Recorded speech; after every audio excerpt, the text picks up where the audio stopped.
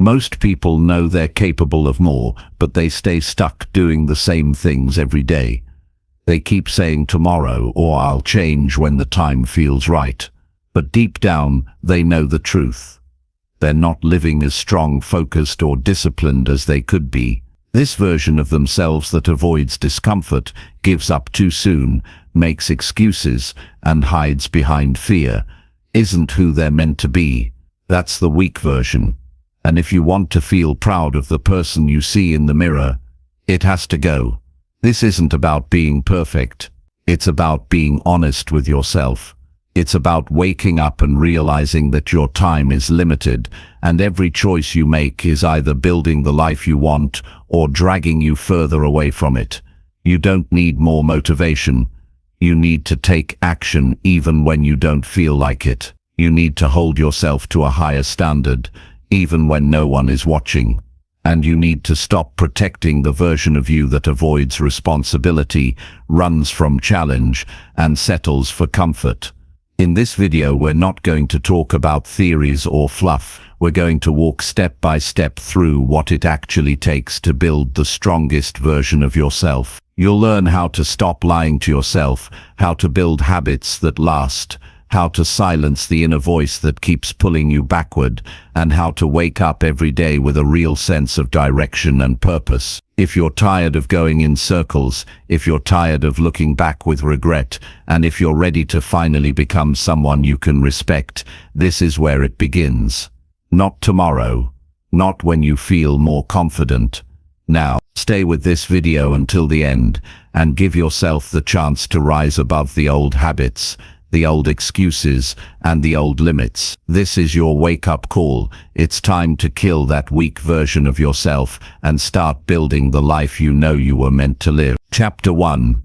Destroy all excuses and take full responsibility today. Excuses are the quiet poison that kills potential. Every time a person blames their lack of progress on something outside of themselves, they hand away their power to grow, to change, and to lead their own life. The truth is, nothing changes until responsibility becomes personal. It doesn't matter where you started, what happened yesterday, or who failed you along the way. What matters is what you choose to do about it right now. The moment someone decides to stop blaming their environment, their past, their parents, the government, or bad luck, they begin to take their life into their own hands.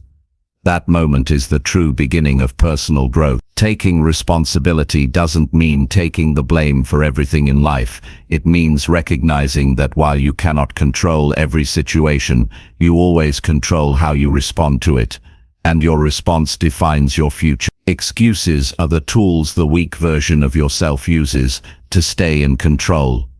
That part of you wants comfort, it wants safety, it wants to avoid risk, confrontation, discomfort, effort, and even truth. It tells you stories like, I'm too tired, it's not the right time, or I'm just not lucky like other people. These are not facts, they are lies wrapped in convenience. People cling to excuses because they are easier than effort. It's easier to say you don't have time than to admit you don't have discipline. It's easier to say you're unlucky than to admit you've been avoiding action. But the longer you protect these excuses, the longer you delay progress. You don't need a perfect past to create a powerful future. You just need the courage to own everything from this moment forward. When you do that, the excuses lose their power, and in their place you find something stronger. Accountability. Taking full responsibility is not something that happens overnight. It's a mindset you build. It starts by looking in the mirror and choosing honesty. Be brutally honest with yourself. Where are you falling short? Where are you pretending you're doing your best when deep down you know you're not? Where have you been blaming others when you should have been building better habits? These aren't easy questions, but they are necessary ones. Because until you face them, nothing will change. The people who grow the fastest are not the most talented or the most fortunate.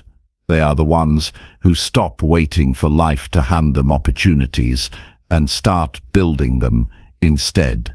They don't wait for motivation or permission. They don't blame the system or their history. They decide today that this is their life and they are in charge of it.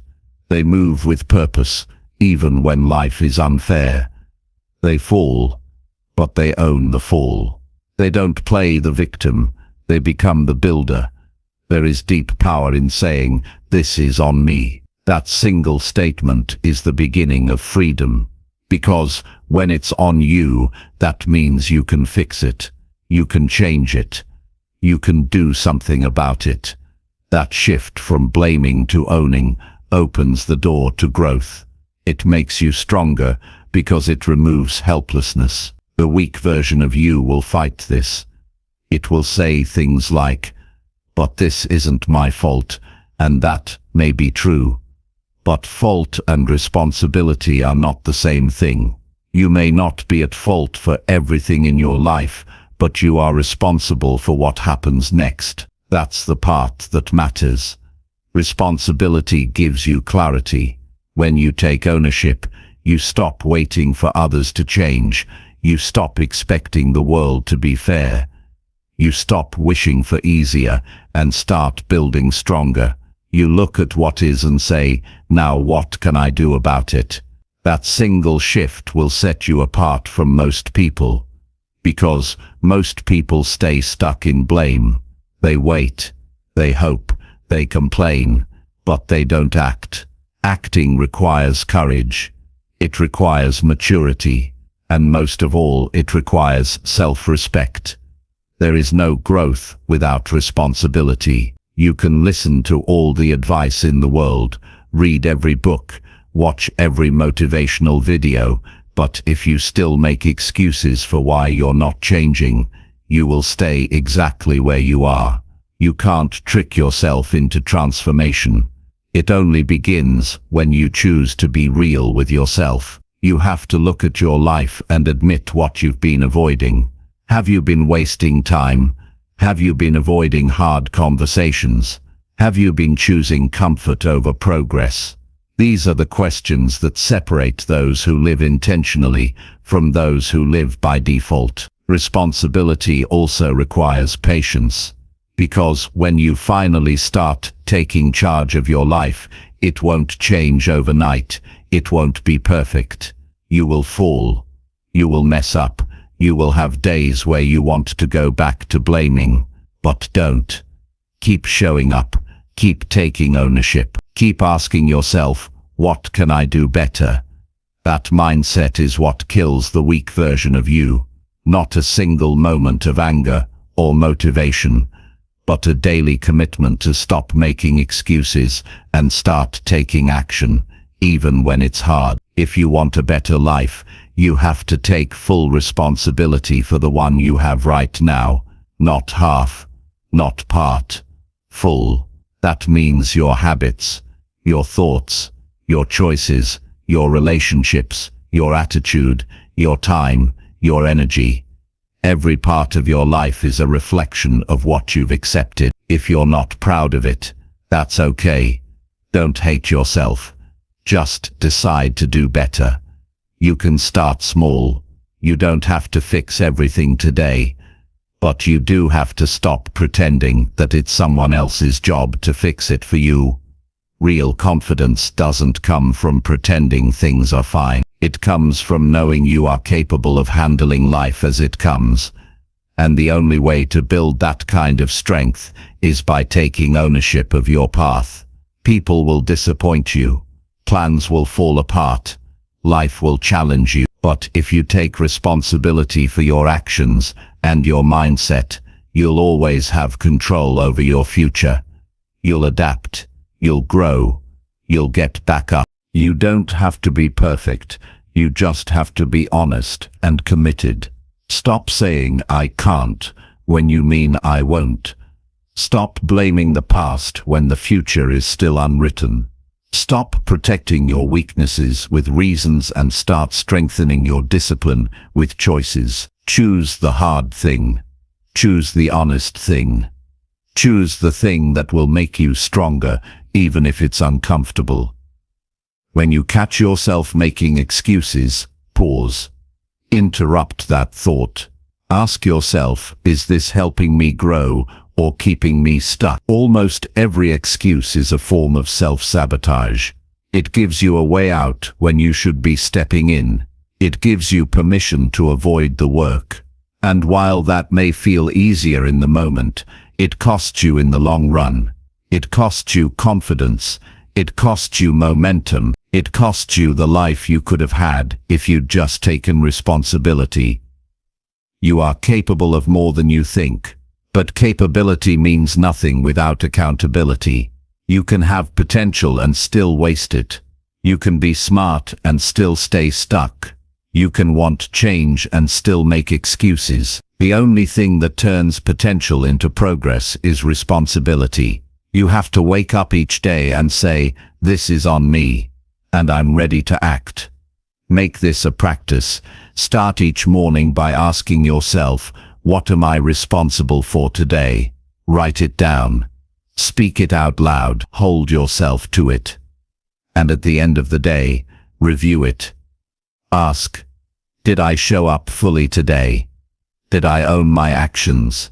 Not to judge yourself, but to stay honest. To stay awake. To stay on track. The people who live great lives don't get there by chance. They get there by consistency, and consistency comes from accountability. You can't afford to keep living under your own excuses. They're not protecting you. They're not helping you. They're holding you back. Destroy them. Every single one. Every time they show up. Crush them with action. Show yourself what happens when you stop playing small.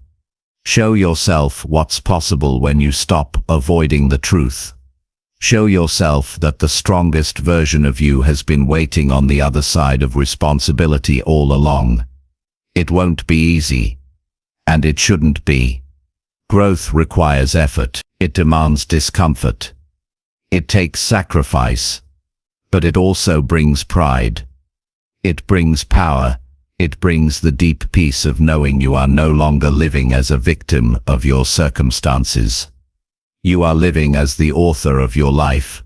That is where strength begins. That is where the weak version of you dies, at the feet of your honesty, your effort, and your discipline. This is the call. No more blaming. No more waiting. No more soft talk or self-pity. Kill the weak version of yourself today. By taking full and final responsibility for your life. Do it not once, but daily. Choose to own your path, your choices, your growth, and your results. Because no one is coming to save you. No one is going to do the work for you. And nothing changes until you change. You are stronger than your excuses. You are better than your past, and you are ready to live fully awake. Own it all. Every choice, every mistake, every victory, every moment. That's how you rise. That's how you win. That's how you kill the weak version of yourself and finally become who you were meant to be. Chapter 2. Build daily discipline and stop negotiating with comfort. Discipline is the quiet strength that builds the life you want when motivation fades and comfort tries to take control. Every person reaches a moment where they must decide whether to continue doing what feels good or to start doing what makes them stronger. That moment comes not once, but every day, sometimes every hour, and what you choose in those small moments decides who you become. There is no mystery around progress. People who grow, succeed, and live with pride don't rely on bursts of energy, they rely on systems. They rely on the personal agreement they've made with themselves to do what matters, whether they feel like it or not. Comfort is not a reward, it's a trap. It's the place your weaker self wants you to stay, because it feels safe, but nothing meaningful happens there. Every time you sleep in when you plan to rise early, every time you skip a workout, delay a hard task, or avoid a tough decision, you feed that comfortable side of yourself. That version of you will always give you a reason to quit early or start tomorrow. It doesn't speak in loud commands. It whispers soft justifications like, "You've done enough, you're too tired, you deserve a break."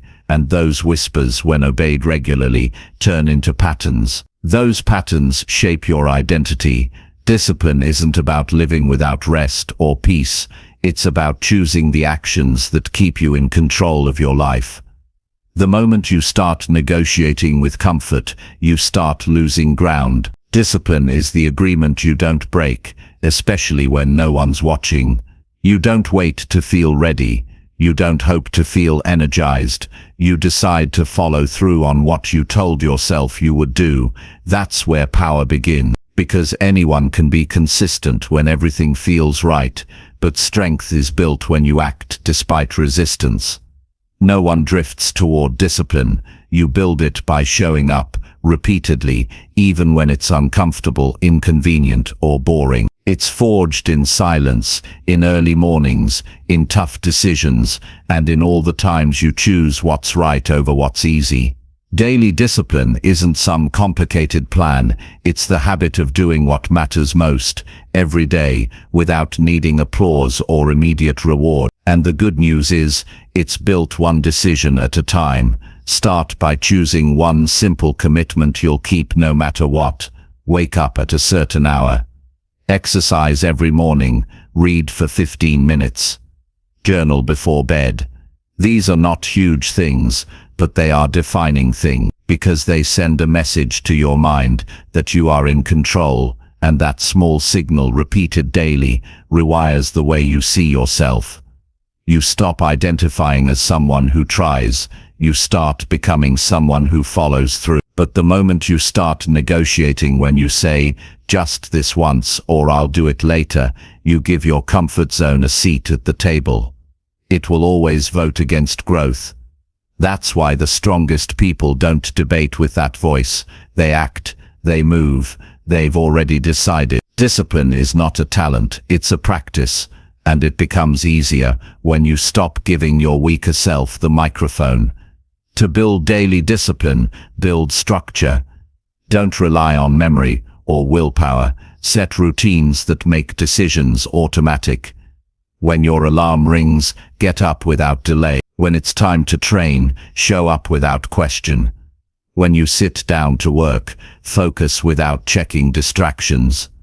When the schedule says it's time to unplug, rest without guilt. This removes decision fatigue and puts your energy where it belongs, on execution. Also, keep your environment in check. A person who wants to eat clean but surrounds themselves with junk food is not serious. A person who wants to grow but fills their time with entertainment is not aligned. Your surroundings either support your discipline or sabotage it. Clean up your space, remove easy escapes. Make the path of discipline the default, not the difficult option. Another key is to stop chasing motivation. It comes and goes. Some days you'll feel on fire, other days you won't. That's normal, but discipline doesn't care about your feelings. It's not emotional.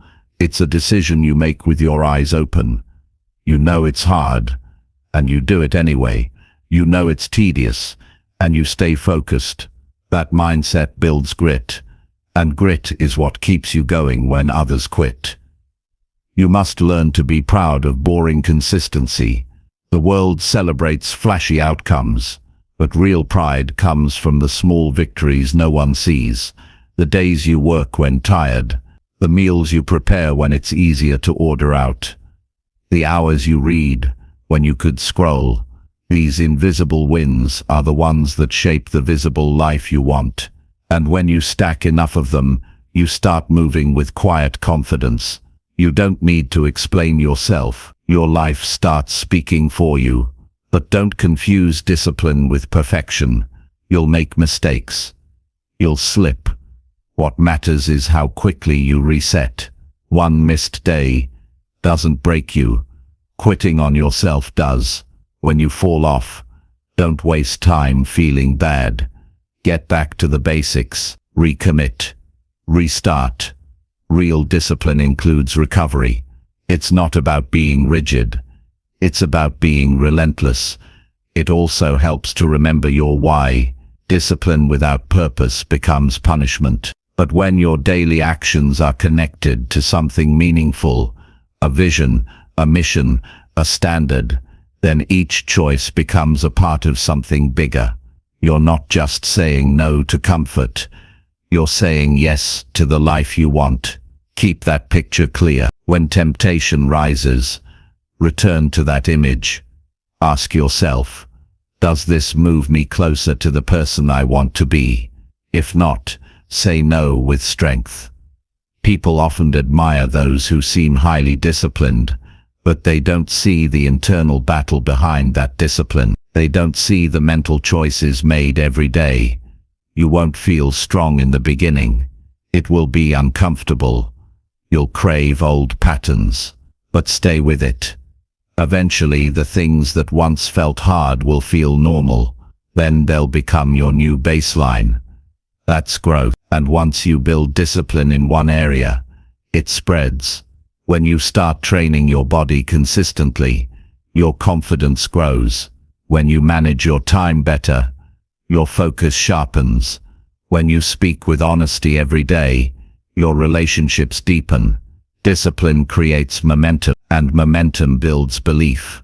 You start realizing that there's more inside you than you thought, but you must protect it.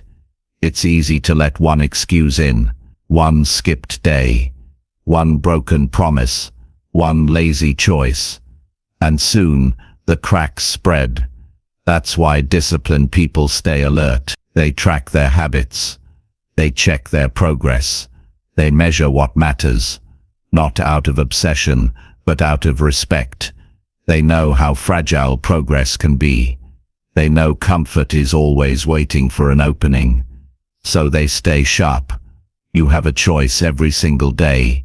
Choose structure over chaos. Choose effort over ease. Choose responsibility over excuse. That choice will feel uncomfortable at first, but in time, it will feel like home. And that's when you'll know the weak version of yourself is losing its grip. Every disciplined day is a blow against that weaker self. Every time you act without negotiation, you take back more of your mind. You are not here to live on autopilot. You are not here to chase comfort. You are here to grow, to rise, to earn the quiet pride of doing what you said you'd do. That pride is worth more than any short-term ease. That pride is what builds a strong, steady life. And you can start building it right now. Make a decision. Set a standard. Stick to it. And when the voice of comfort tries to bargain, answer with action. Show up. Again and again. Because the person you're becoming is worth it. Chapter 3. Wake up early and lead your day with purpose. Waking up early is not just about starting the day sooner. It's about claiming control before the world begins to demand your attention. It's a personal declaration that your time belongs to you, not to distractions, noise, or the chaos of unplanned moments.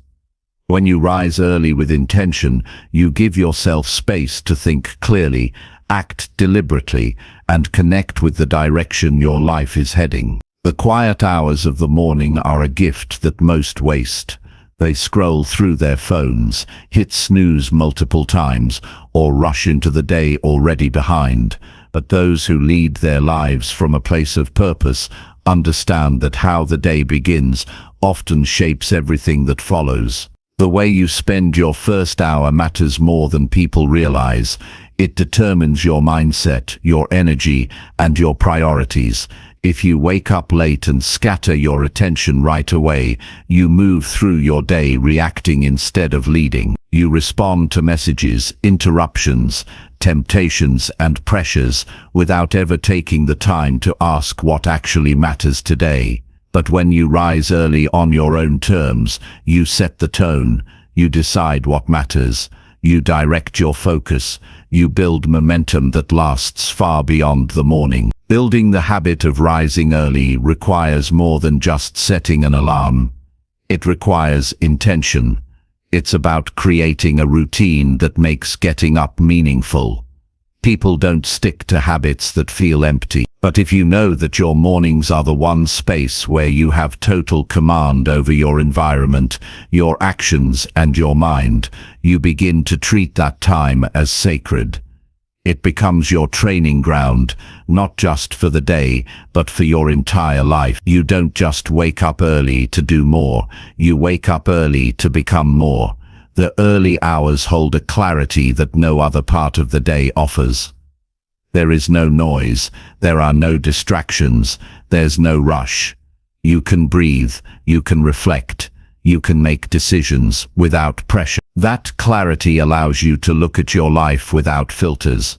You can see what needs to change, you can check in with your goals, you can ask yourself hard questions.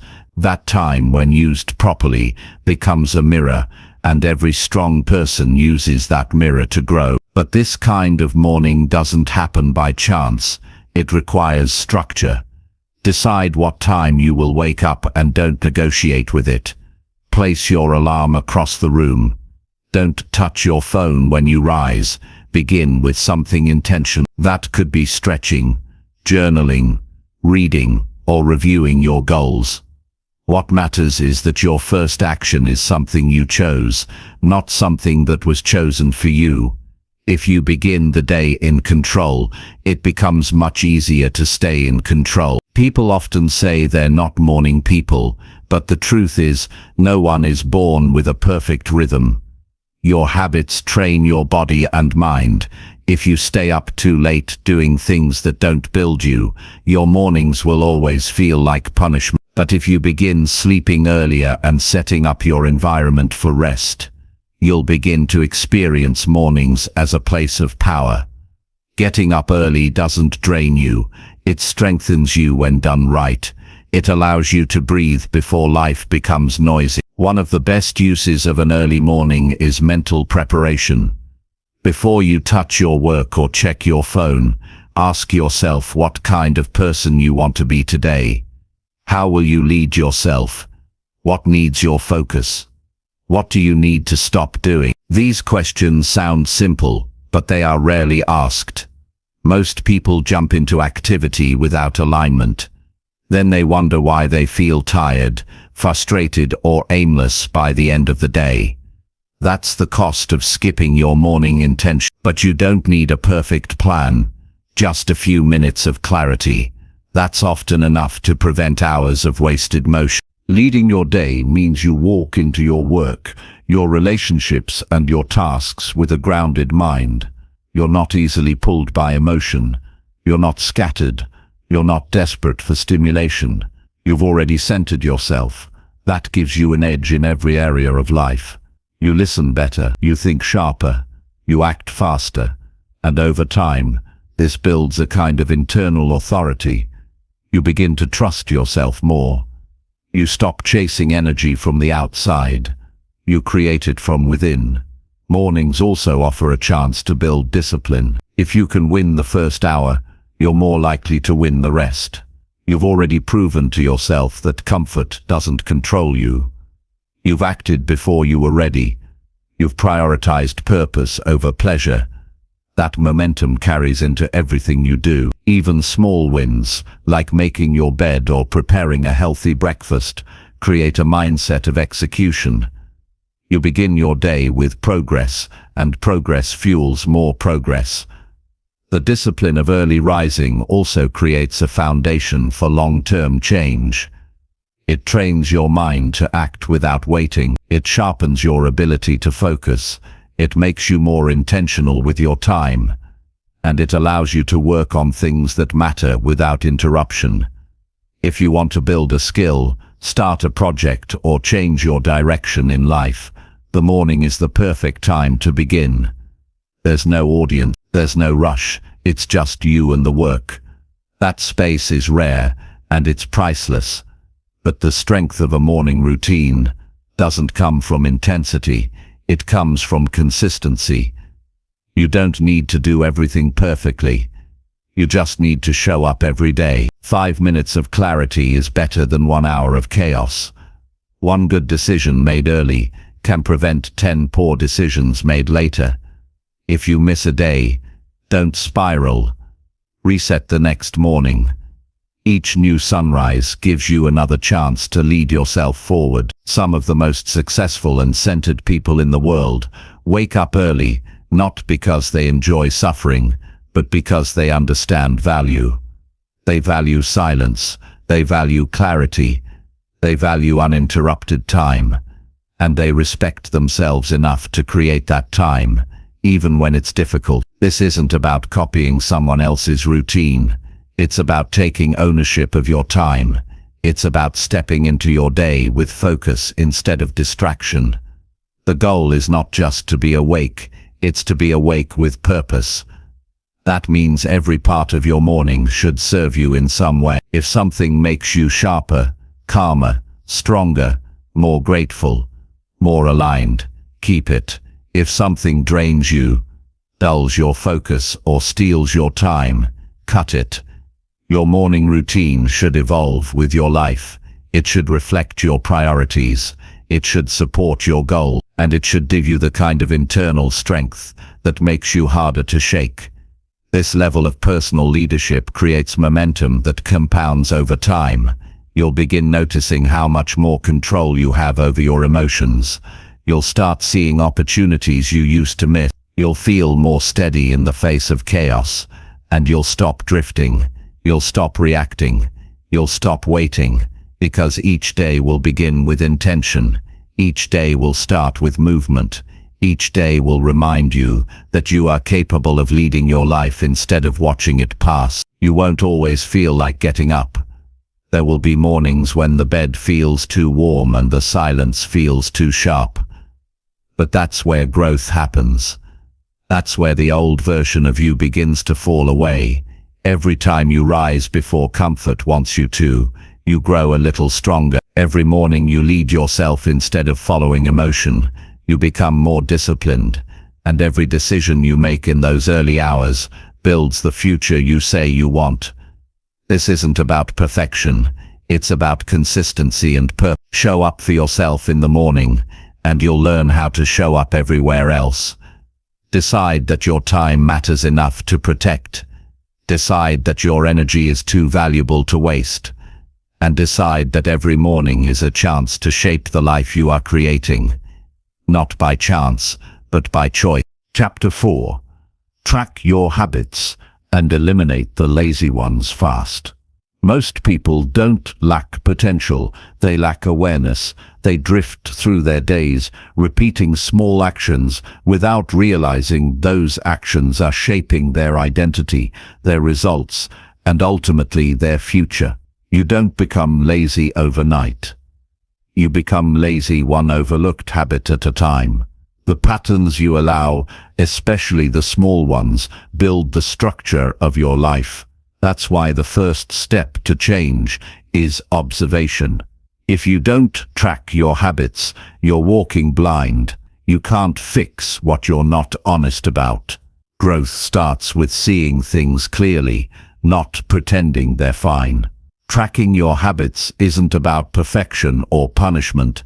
It's about paying attention. When you write something down, you begin to see yourself as you really are, not as you wish to be. Most people assume they're working hard, eating well, staying focused, but the numbers always tell the truth. If you track how many hours you waste, how often you scroll, how frequently you skip the hard things, you'll get a mirror that doesn't lie. And in that mirror you'll find power, because once you're honest about your behavior, you can change it. You don't need motivation, you need measurement. Start by choosing 5 key habits that shape your life. They might be exercise, sleep, reading, screen time, deep work. Track them every day without judgment. Use a notebook, an app, a wall chart. It doesn't matter. What matters is consistency. You're not tracking to feel good, you're tracking to get better. When you begin to observe your real patterns, 2 things happen. You become more mindful in the moment, and you stop lying to yourself about your progress. Lazy habits don't always look like laziness. Sometimes they wear the disguise of rest. Sometimes they feel like small indulgences, but over time they become default behaviors. Checking your phone every 5 minutes doesn't feel like much until you've lost hours. Skipping one workout feels minor until it turns into weeks. Pushing off tasks becomes easier each time until procrastination becomes a personality. These patterns creep in silently. That's why you have to catch them early. The longer they stay, the deeper they root.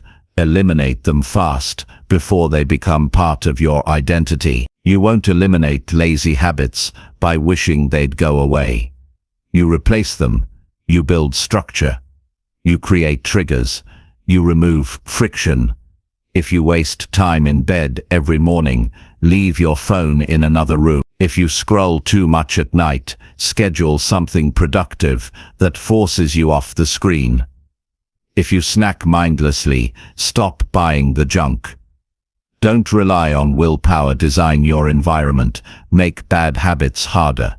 Make good ones easier. Change becomes simple when you remove the option to be lazy.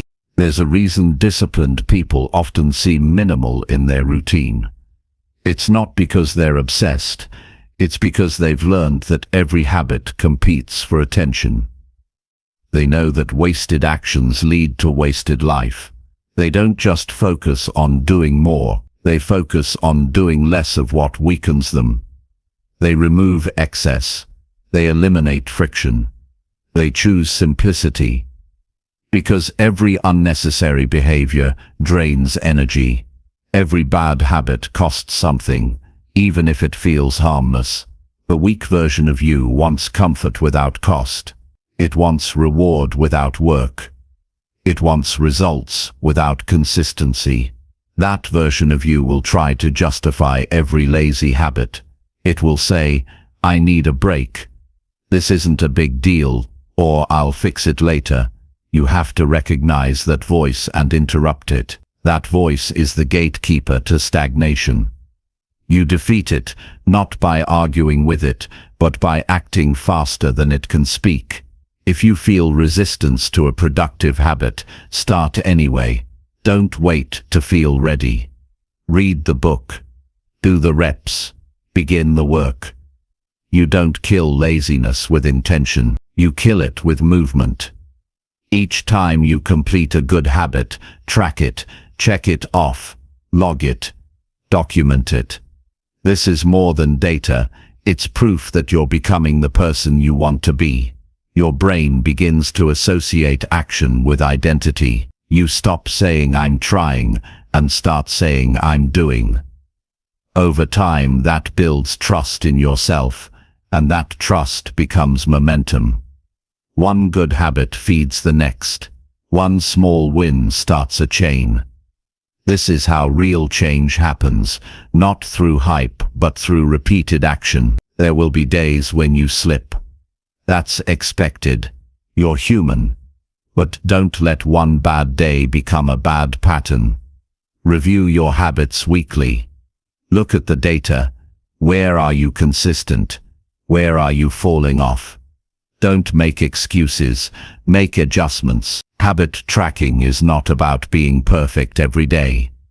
It's about staying aware and staying honest. If you're not progressing, it's not because you're broken.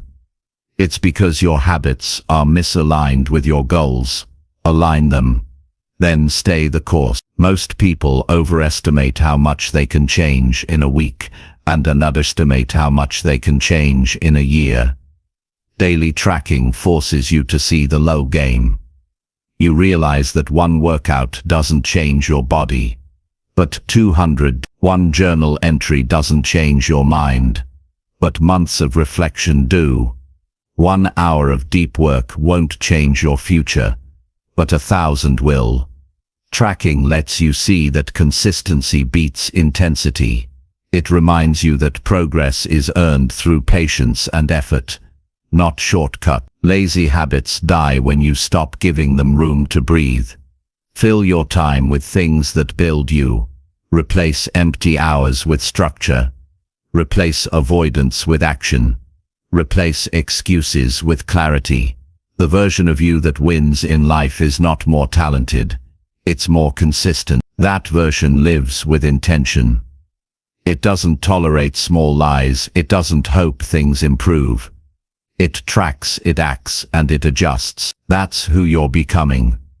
If you want to stop feeling stuck, stop living blind, open your eyes to what you're really doing.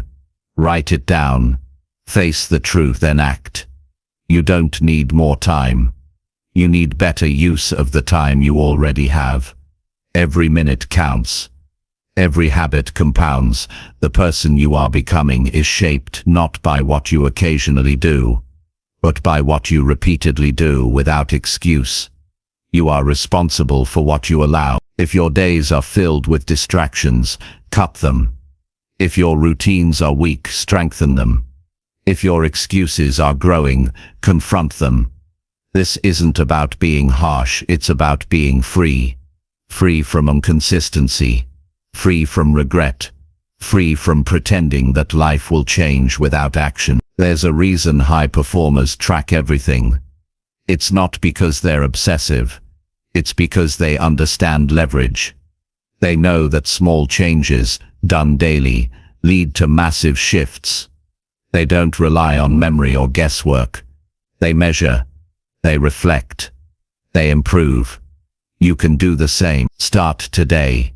Track what matters. Eliminate what weakens you. Build what strengthens you. And never let laziness hide behind the lie of just this once again. Chapter 5. Push through fear and do the hard thing now. Fear is not the enemy, inaction is. Fear only grows when it is obeyed. It becomes stronger every time you step back, every time you wait, every time you decide that the right moment hasn't come yet. The longer you avoid what's difficult, the more powerful that fear becomes. It begins to shape how you move, how you speak, and how you think. You start living in a shrinking space, not because you're not capable, but because fear convinced you that growth is unsafe. The truth is, doing the hard thing now is often the only way to weaken the hold that fear has on your life. Every person who has accomplished something meaningful has stood face to face with fear and moved anyway. They didn't feel ready. They weren't fearless. They didn't wait for a perfect day. They made a decision to move in the presence of fear, not in its absence. That decision is where strength begins. Fear will always exist where growth exists.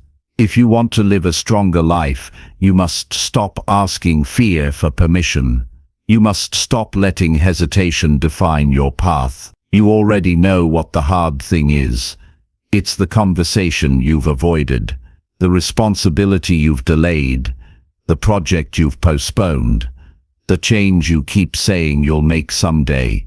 It lives in your thoughts, quietly reminding you of what you haven't done, that tension you feel, that pressure in your chest when you think about it. That's a signal, not a stop sign. It's your mind telling you where your next level is hiding. It's not waiting in ease. It's waiting in effort. It's waiting behind the task you don't want to face. The only way to kill fear is by walking through it. Thinking about it won't change it. Planning endlessly won't shrink it. Reading about courage won't create courage. Action is the only antidote. The more you act, the less power fear holds. Not because fear disappears, but because you prove to yourself that it doesn't control you. You take away its authority by refusing to freeze. You silence its voice by moving with clarity, even if your hands are shaking. You do not need more time. You need more courage. And courage isn't something you wait for. It's something you create in the moment. Courage lives in motion. It is born the second you lean into the discomfort instead of backing away. Fear says, "What if it goes wrong?" Strength replies, "I'll handle it if it does." That's the mindset that transforms people. That's the mindset that opens doors fear tried to keep shut. Fear often dresses itself as logic. It says things like, think it through, wait until you're ready, or now's not the time. But most of the time, those are just clever ways of hiding.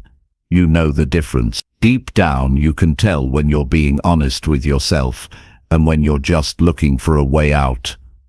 Stop entertaining the lie that fear is protecting you. It's not. It's delaying your progress. It's costing you time, confidence, and self-respect. Doing the hard thing now is not about punishment. It's about freedom. Every time you finish something you feared, your world gets bigger. You earn respect from yourself. You build a new baseline. You create a new story. Suddenly what used to scare you becomes your strength. But that shift only happens when you act. Not once. Not when it feels dramatic. But consistently. Quietly. Intentionally. Especially when no one is watching. You need to stop assuming that action must feel right before you take it. You will never feel completely ready to face what you fear. That feeling won't come. You will feel doubt. You will feel hesitation. You will feel discomfort. That is normal. That's not a problem to solve. It's a signal to move. Growth is uncomfortable. That's why most people avoid it. That's why so many people stay stuck in the same patterns for years. Not because they can't change, but because they never confront what's hard. If you want to build real strength, begin with what you're avoiding. Make a list of what you fear, then do something about it today. Don't wait for the perfect plan. Don't overthink the first step. Just move. Even a small step taken today is stronger than a perfect step delayed forever. Action builds evidence, and evidence builds belief. The more you see yourself acting in the face of fear, the more you believe you are capable of more. That belief is worth more than any temporary comfort. The hard thing you're avoiding is not just a task, it's a test. A test of your discipline. A test of your commitment. A test of your integrity. It's easy to say you want to improve. It's harder to do the thing that proves it. Talk is cheap. Plans are easy. But execution, that's where the gap is. That's where the real separation happens. People who rise are not the ones with the least fear. They are the ones who act the fastest when fear appears. If you wait too long, fear will give you reasons to quit. It will collect every past failure and play them back. It will remind you of every doubt. It will magnify what could go wrong. And if you stay still, that voice gets louder. But if you act quickly, if you step into the challenge, you break its momentum. You stop the spiral.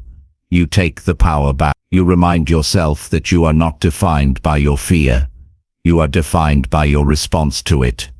You don't need to be reckless, you need to be honest. If something matters to you and you've been avoiding it, that is your work. Do it now, not tomorrow. Not when you feel more confident. Confidence is built by doing, not waiting. And the more you delay, the heavier the task becomes. The only way to lighten the weight is to face it. Start. Finish, repeat. There's a version of you that doesn't hesitate. That version acts. That version finishes. That version handles difficulty. You don't become that person by watching others. You become that person by doing what scares you. Every single time you do the hard thing, you shed part of the weaker version of yourself. You build courage like a muscle. And one day the things that used to paralyze you will feel small. But that day won't arrive by accident. It will come because you chose to act now, not later. Fear wants you to delay. Growth demands that you start. Choose growth. Choose discomfort. Choose the hard thing. And prove to yourself, again and again, that you are not a servant to fear. You are stronger than hesitation. You are stronger than doubt. You are stronger than the voice that says maybe tomorrow. Push through. Act now. And don't stop, because every time you do, you become the version of yourself who no longer flinches, no longer hides, and no longer needs permission to rise. Chapter 6. Speak the truth and stop hiding your real self. Most people live behind a mask, afraid that if they speak the truth, they will be rejected, misunderstood, or judged. So they shape their words to fit in, hold back their opinions to keep peace, and hide parts of themselves just to avoid discomfort. Over time, they become strangers to their own identity. They start to forget who they really are beneath the noise, the roles, and the expectations of others. Hiding your real self might keep you comfortable, but it never brings you peace. Peace only comes when you stop performing and start living honestly. Truth isn't always loud, but it's always clear. It doesn't need to be harsh, but it does need to be real. When you begin to speak with honesty, you stop carrying the burden of pretending.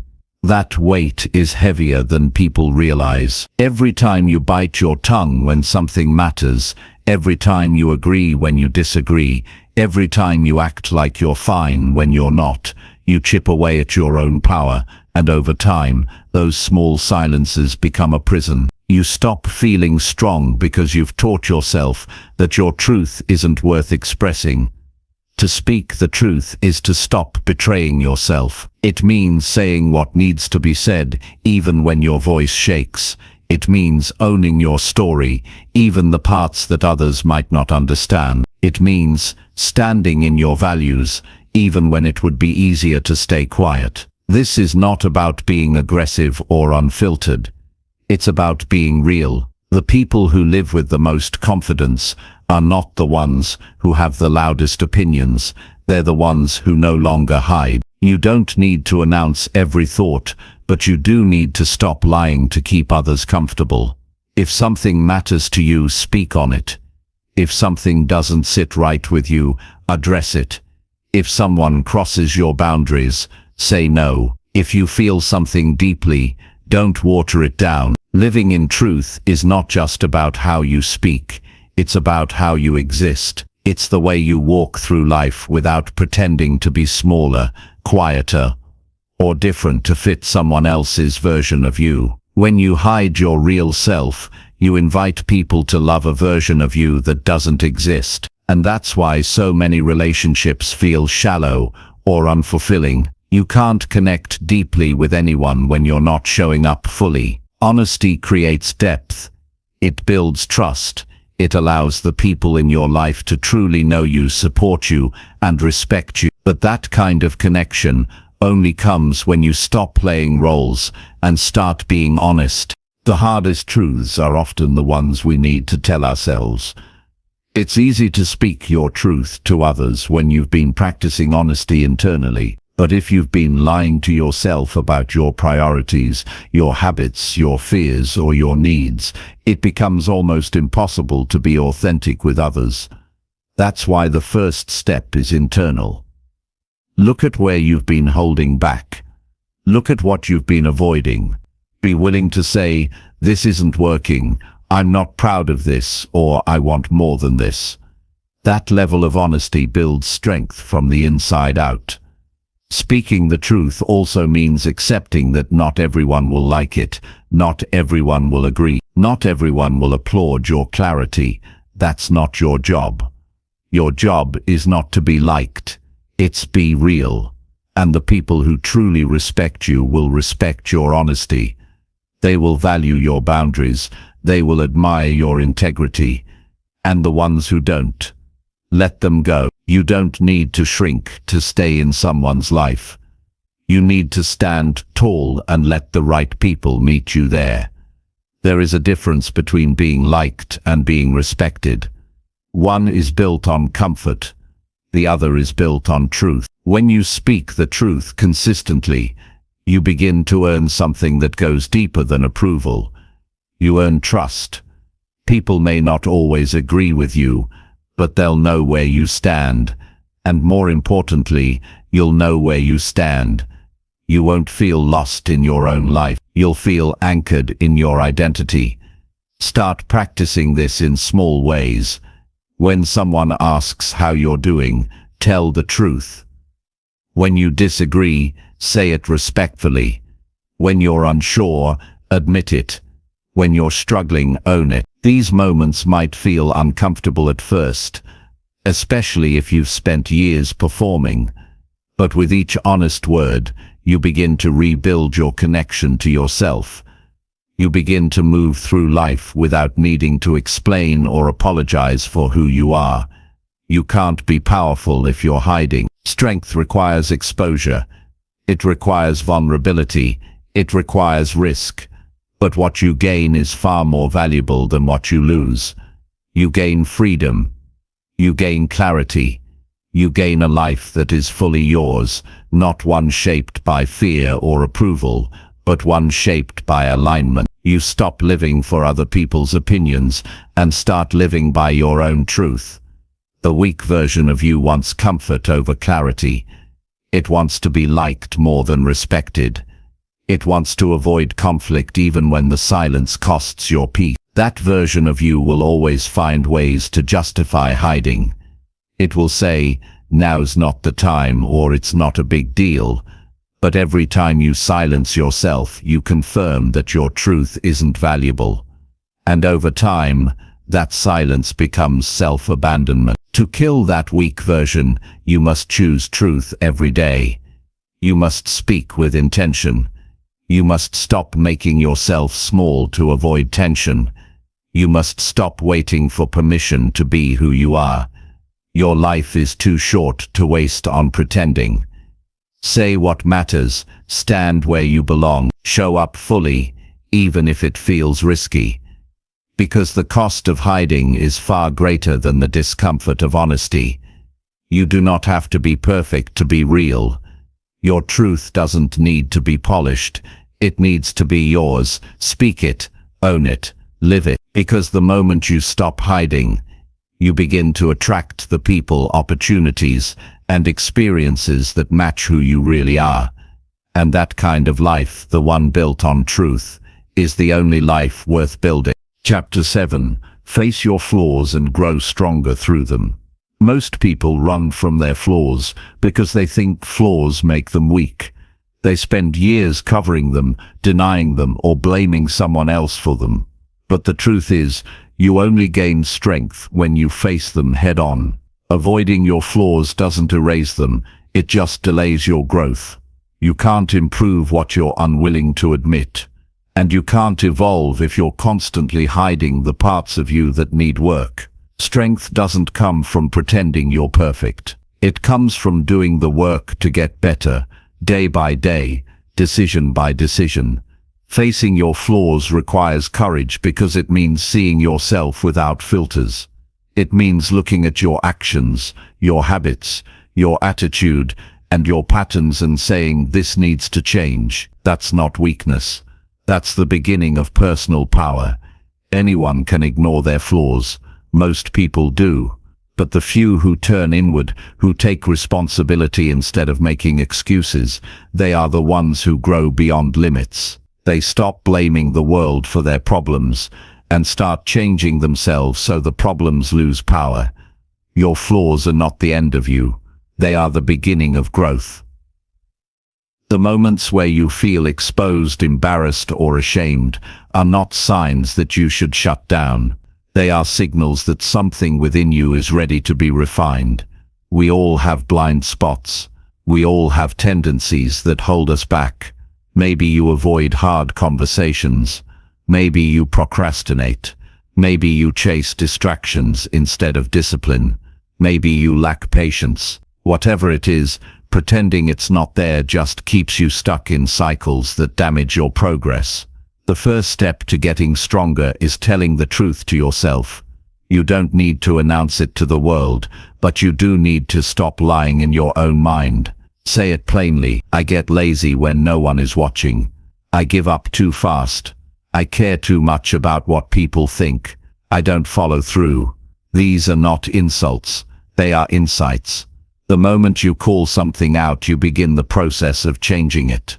You stop reacting and start rebuilding. And that is how you create power. Not by hiding what's broken, but by fixing it piece by piece. Growth through flaws means taking ownership without shame. You are not your worst moment. You are not your old habits. You are not your past failures. But you are responsible for what you do next. You can either carry the same weaknesses forward and let them define you, or you can use them as fuel to build the kind of discipline and focus that most people only talk about. That is the real choice.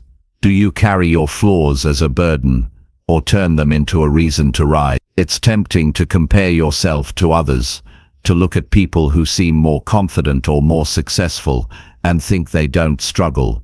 But what you don't see is the work they did behind the scenes. You don't see the hard truths they had to face. You don't see the flaws they wrestled with, the nights they spent rebuilding themselves, the accountability they embraced. Everyone who has grown into something powerful started by facing their weaknesses. Growth is not reserved for the talented. It is earned by those who do the internal work most people avoid. Facing your flaws also means accepting feedback without defensiveness. When someone tells you a hard truth, listen. Even if it stings, even if it hurts, even if your pride pushes back, listen. Ask yourself if there's something there you can work with. Most people get stuck because they protect their ego more than their growth. But ego doesn't build strength. Humility does. The moment you stop defending your flaws and start improving them, your entire life begins to shift. This process isn't quick. It takes time to change patterns that have been with you for years. You will fall back. You will feel uncomfortable. You will want to go back to what's easy. But every time you stay committed, every time you lean in instead of running, every time you choose to grow instead of shut down, you build a different version of yourself. One that can handle pressure. One that doesn't fold when it gets hard. One that lives with clarity and discipline. You don't need to fix everything at once. Choose one flaw and work on it every day. Track your progress. Notice your triggers. Create new responses. If you quit when things get hard, train yourself to finish. If you lie to avoid conflict, practice telling the truth respectfully. If you escape into distraction, replace it with something meaningful. This is the work. It's not always exciting. It's not always visible. But it is powerful, and it will build a foundation that no one can take from you. As you grow, your flaws don't disappear. They become tools. You'll use what you've overcome to lead others, to connect deeply, to stay grounded.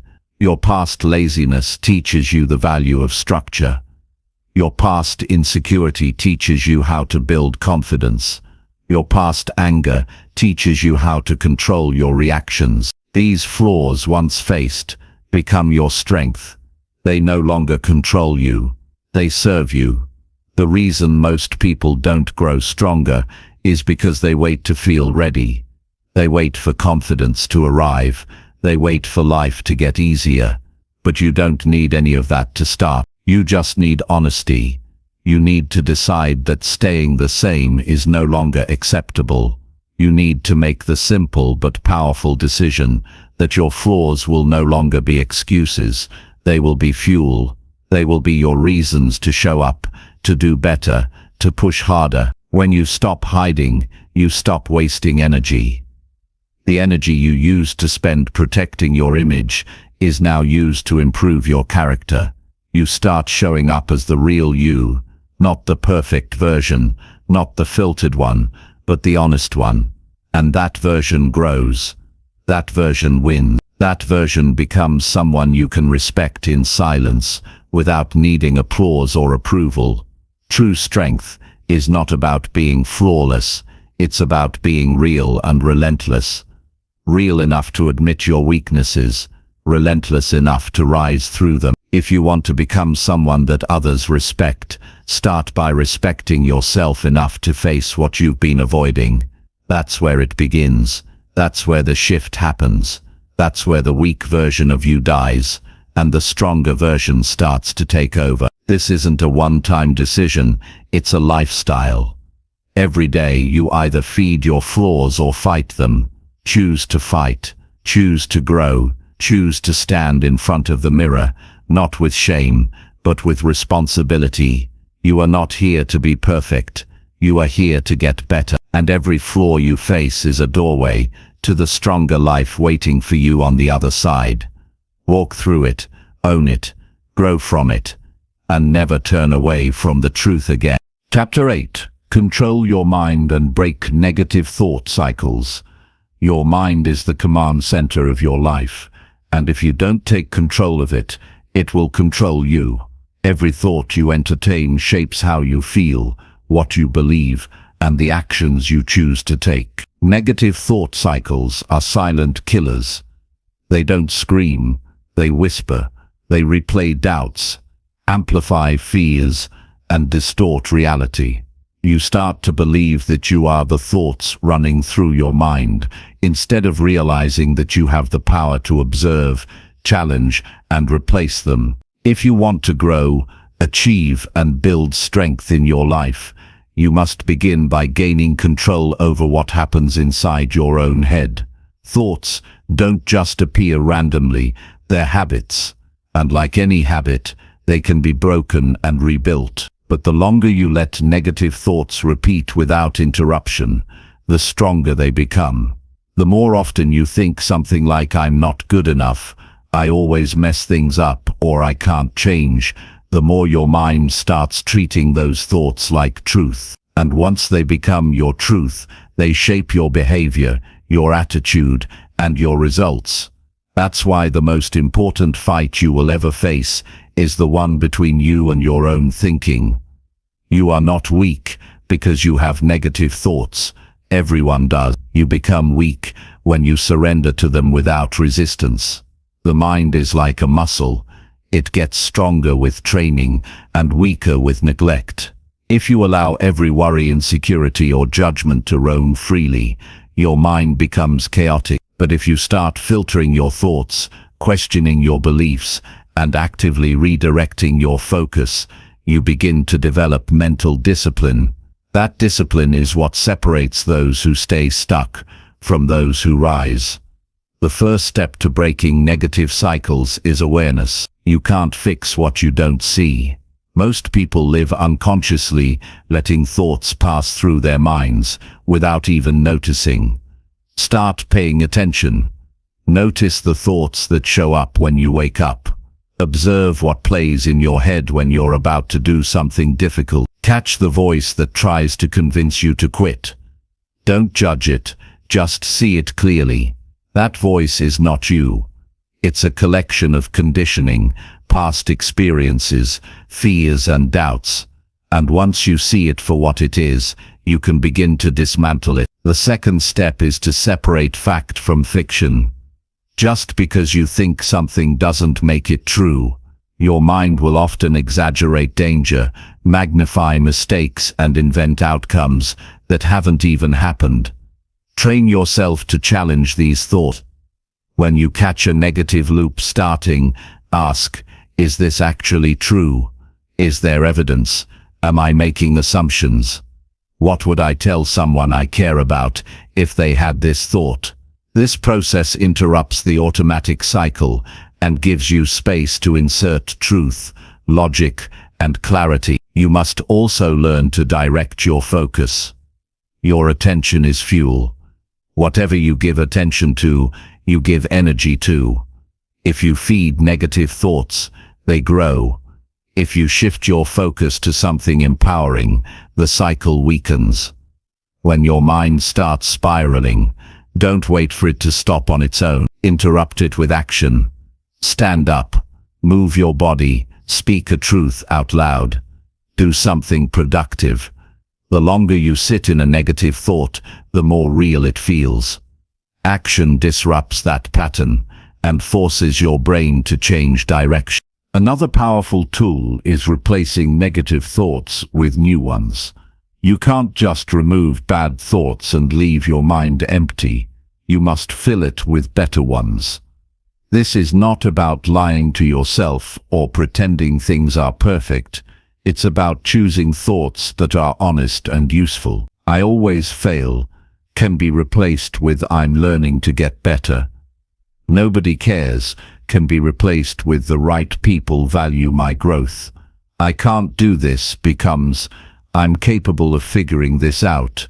These replacements don't deny difficulty, they create mental resilience. Your environment also plays a huge role in how your mind operates. If you constantly consume negativity through people, media, conversations, you're feeding the very cycles you're trying to break. Protect your mental space. Choose what you watch. Be selective with who you spend time with. Seek words that align with strength, not doubt. Create routines that reinforce clarity, discipline, and peace. When your environment supports your mindset, change becomes sustainable. Another overlooked part of mental control is how you speak to yourself in private moments. When no one is around and you mess up, what do you say? When you're facing pressure, how do you coach yourself? The strongest people speak to themselves with authority and direction. They don't let emotions dictate their inner dialogue. They lead their minds with purpose. "This is hard, but I'm capable. I feel nervous, but I'll move anyway. I've fallen, but I'll rise stronger." This internal voice becomes the weapon you use to cut through self-doubt. Meditation and mindfulness are not just trends, they are training. Just like you train your body to get stronger, you train your mind to stay present and focused. Take time every day, even for 5 minutes, to sit still, breathe, and observe your thoughts without judgment. This builds mental space. It teaches you that you are not your thoughts, you are the one watching them. And in that gap between thought and action, you find the freedom to choose differently. Controlling your mind is not about never feeling doubt or fear. It's about not letting those emotions control you. You will have low days, you will face setbacks, but a trained mind doesn't spiral when things go wrong. It recalibrates, it adapts, it finds solutions, it stays grounded. The untrained mind panics, freezes, and overreacts, but the trained mind keeps moving forward with clarity, even when it feels pressure. Negative thought cycles often build when you avoid what needs to be faced, when you don't take action on your goals, when you let things slide, when you keep putting off what matters. Your mind fills that space with anxiety and guilt. That mental weight grows heavier the longer you avoid responsibility. The solution isn't more thinking, it's more doing. Take action on what you've been avoiding. The more control you take in the real world, the more control you gain over your thoughts. Build routines that give you structure. Start your day with a clear mind. Write down what you need to do. Review your thoughts. Redirect the ones that lead nowhere. Choose clarity over chaos. Make decisions that align with strength, not fear. At the end of the day, reflect. Ask yourself what thoughts served you, and which ones didn't. Get used to observing your mind like a leader, managing a team. Don't allow sabotage to become standard. You are in charge. Act like it. You will never live a powerful life with an undisciplined mind. You must decide who is in control, your doubts or your direction.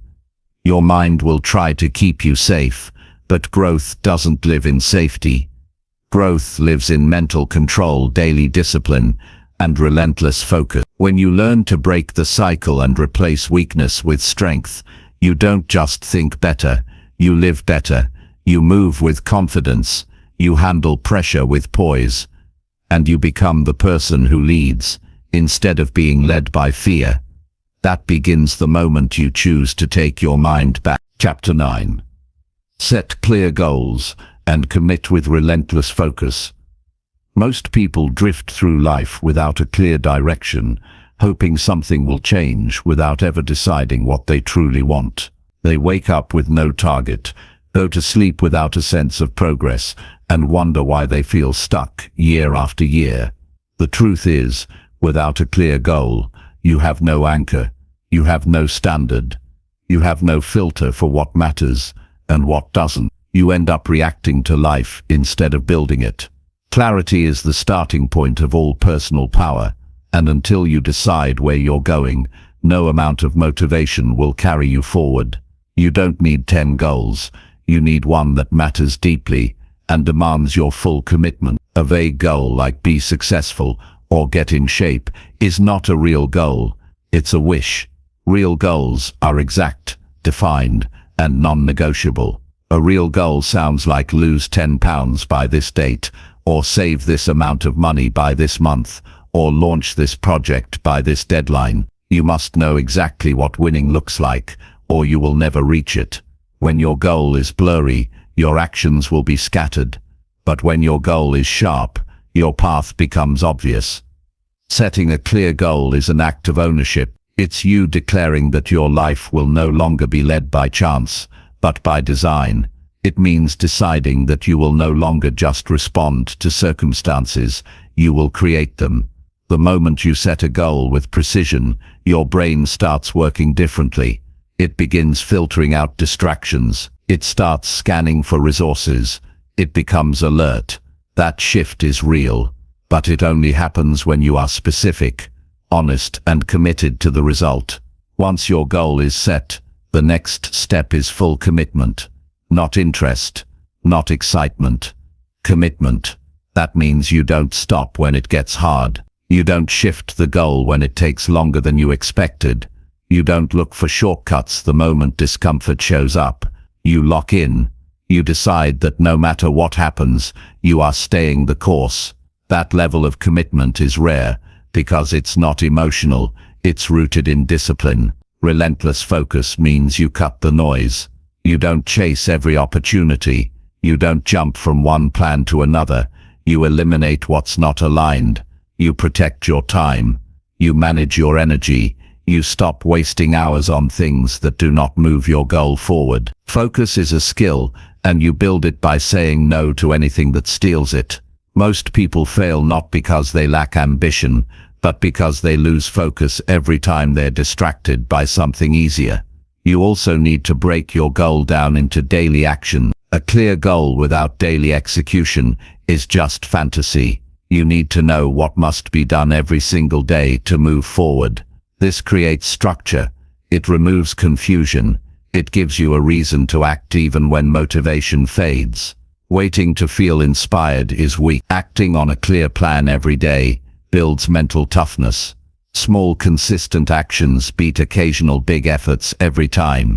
Track your progress. Measure your steps. Evaluate your results. This is how you stay honest with yourself.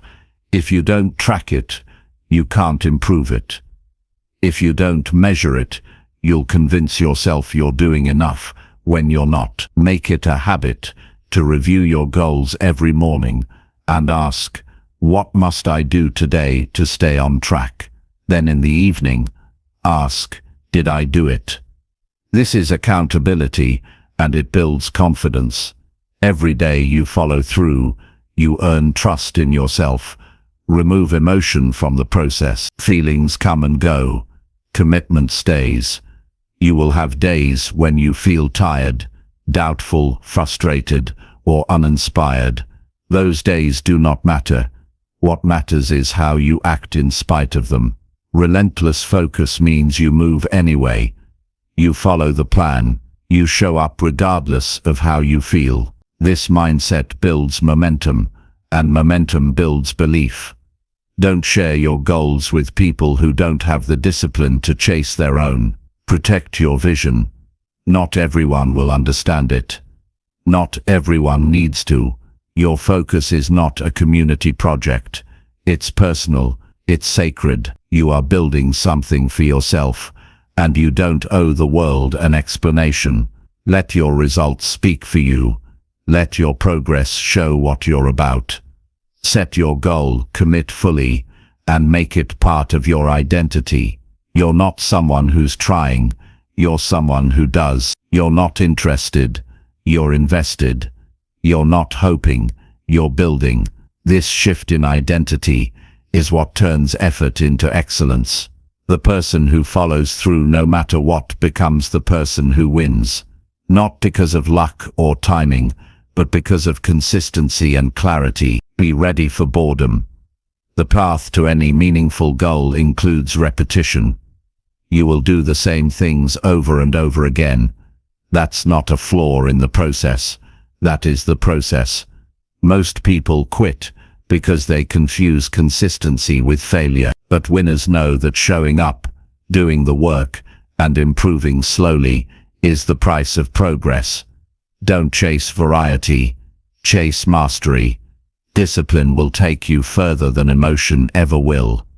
You must also eliminate weak goals. If you're setting goals just to feel busy or productive, you're wasting your energy. Set goals that scare you a little and excite you a lot. Set goals that demand growth. Set goals that require change.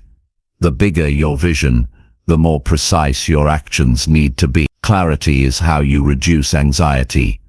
Knowing exactly what you want makes every day simpler, every decision easier, and every distraction more obvious. Do not lower the goal when you fall short. Raise your effort, refine your strategy, adjust your systems, but keep the target. There is power in holding your line.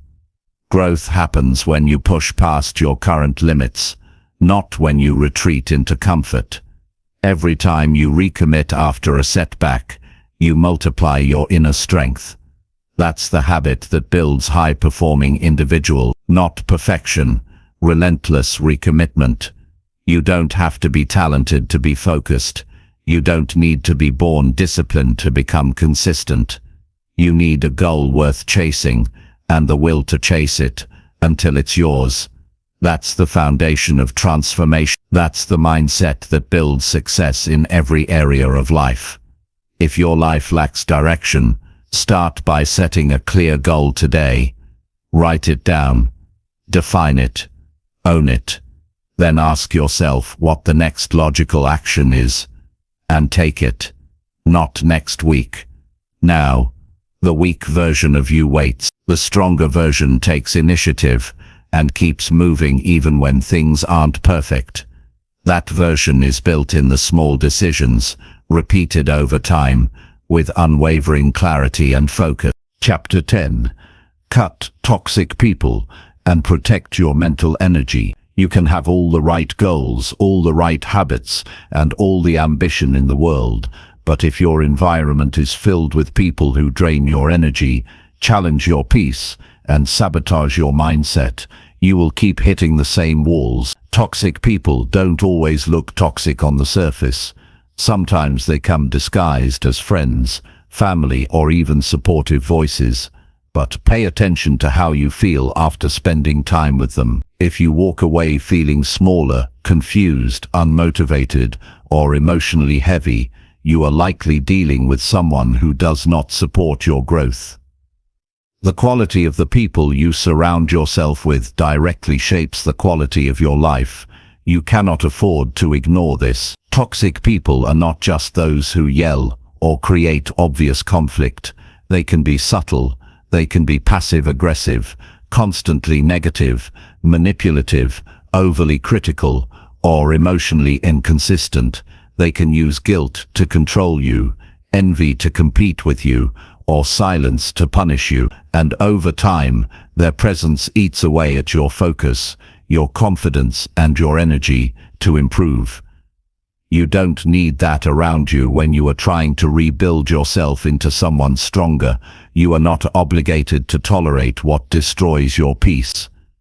Just because someone has been around for years doesn't mean they deserve access to your time today. If someone consistently disrespects your boundaries, makes you doubt your worth, or interrupts your clarity, then it is your responsibility to take action. You can't control who others are, but you can absolutely control who you allow into your inner space. This is not cruelty, it is self-respect.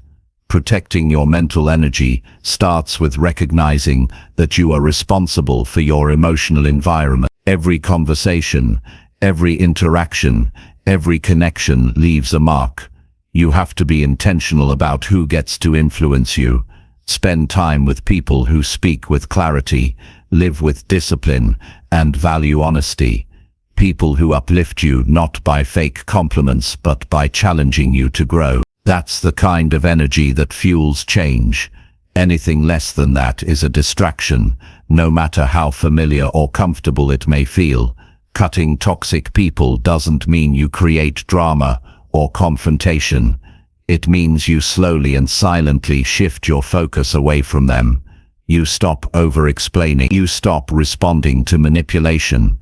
You stop giving your time to people who don't respect it.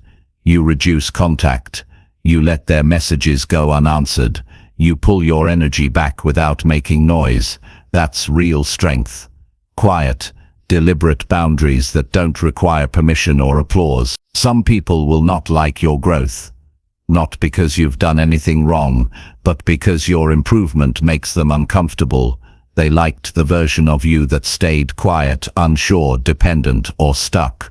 The moment you begin to build discipline and confidence, they feel threatened. This has nothing to do with you, and everything to do with their inability to grow themselves. You have to be okay with losing people who refuse to rise with you. You do not need to explain your boundaries to people who violate them. Your mental energy is sacred. It is limited. Every ounce you give to the wrong person is an ounce you lose from building the life you want. Learn to say no with strength. Not no with guilt or apology, just no with peace.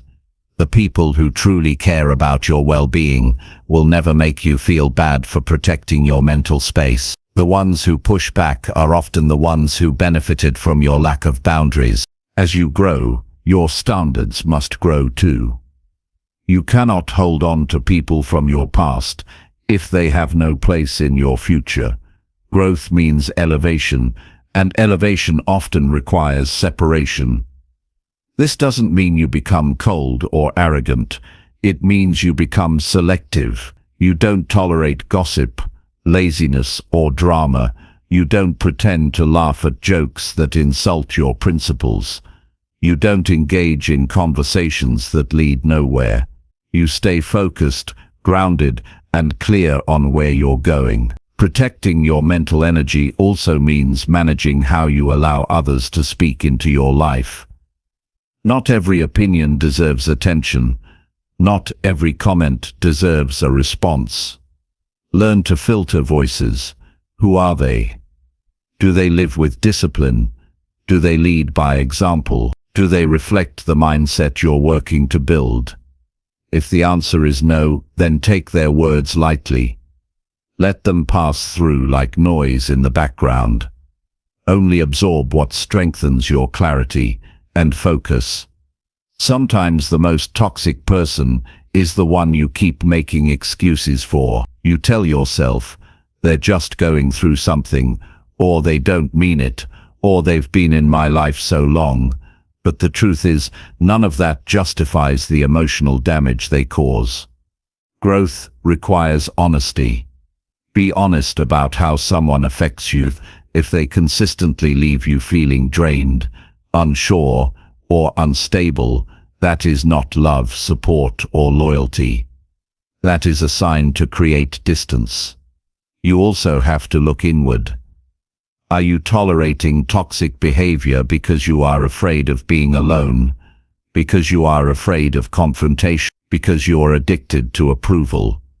These are the deeper reasons that keep people stuck in draining relationships. The solution is not to blame others. It is to build the strength within yourself to walk away. That kind of strength only comes from knowing your worth and committing to peace over people-pleasing. As you protect your energy, you'll notice your mind getting quieter. Your decisions will feel clearer. Your days will feel lighter. You'll have more energy to build, more clarity to act, and more space to grow. Toxic people fog your vision. Once you remove them, you begin to see what's possible again. That's when real transformation begins, not when you add more to your life, but when you remove what never belonged there in the first place. Surround yourself with people who inspire discipline, who respect your boundaries, and who live with intention. People who don't drain you with drama but challenge you with action. Choose to be around those who sharpen your thinking, fuel your ambition, and remind you of your strength when you forget. That is the environment where real growth happens, not in chaos, but in calm. Not in noise, but in focus. You owe it to yourself to build a life that isn't constantly recovering from the damage of other people. You owe it to yourself to be around people who push you higher, not hold you back. And most of all, you owe it to yourself to live with peace of mind, not mental exhaustion. The people you allow in your life are either adding value or taking it away. Be ruthless about that line, because your mental energy is not endless, and your goals cannot afford to be drained by someone else's dysfunction.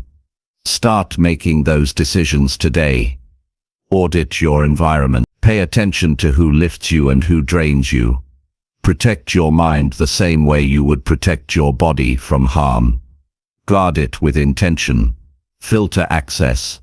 And remember, the stronger version of you does not apologize for choosing peace over pressure, clarity over chaos, and growth over guilt. That version of you lives on the other side of letting go. Chapter 11. Train your body and master physical self-respect. Your body is the foundation of your strength and resilience. It's not just a machine that carries you through the day.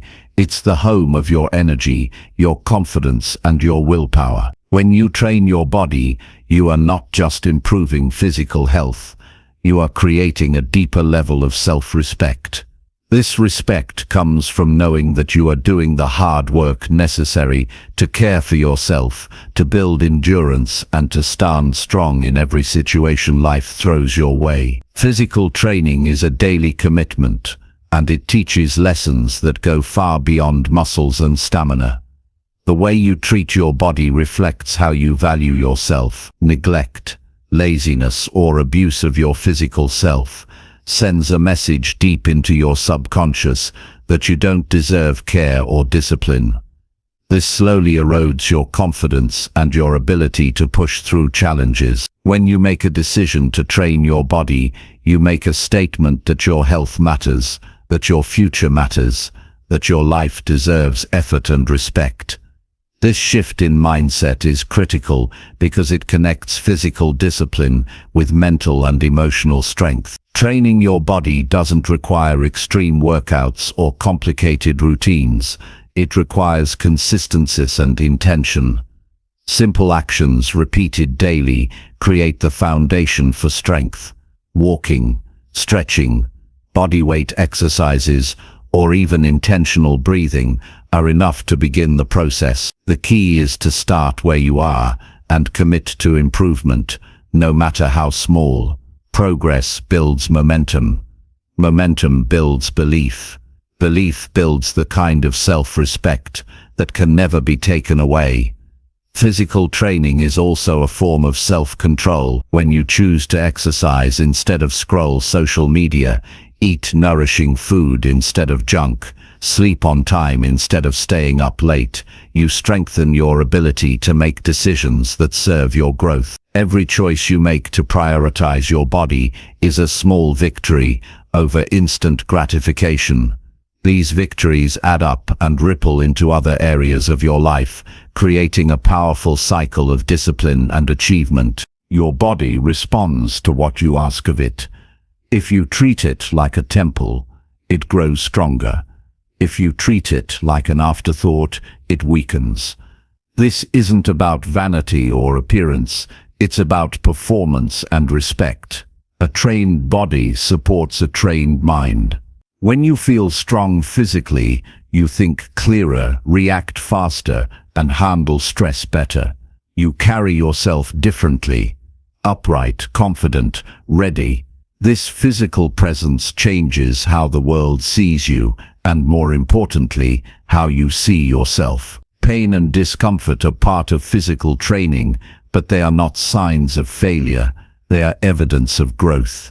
When muscles burn, lungs tighten, or energy wanes, those are moments when you prove to yourself that you can handle more than you thought. Pushing through discomfort builds resilience that transfers directly into mental toughness.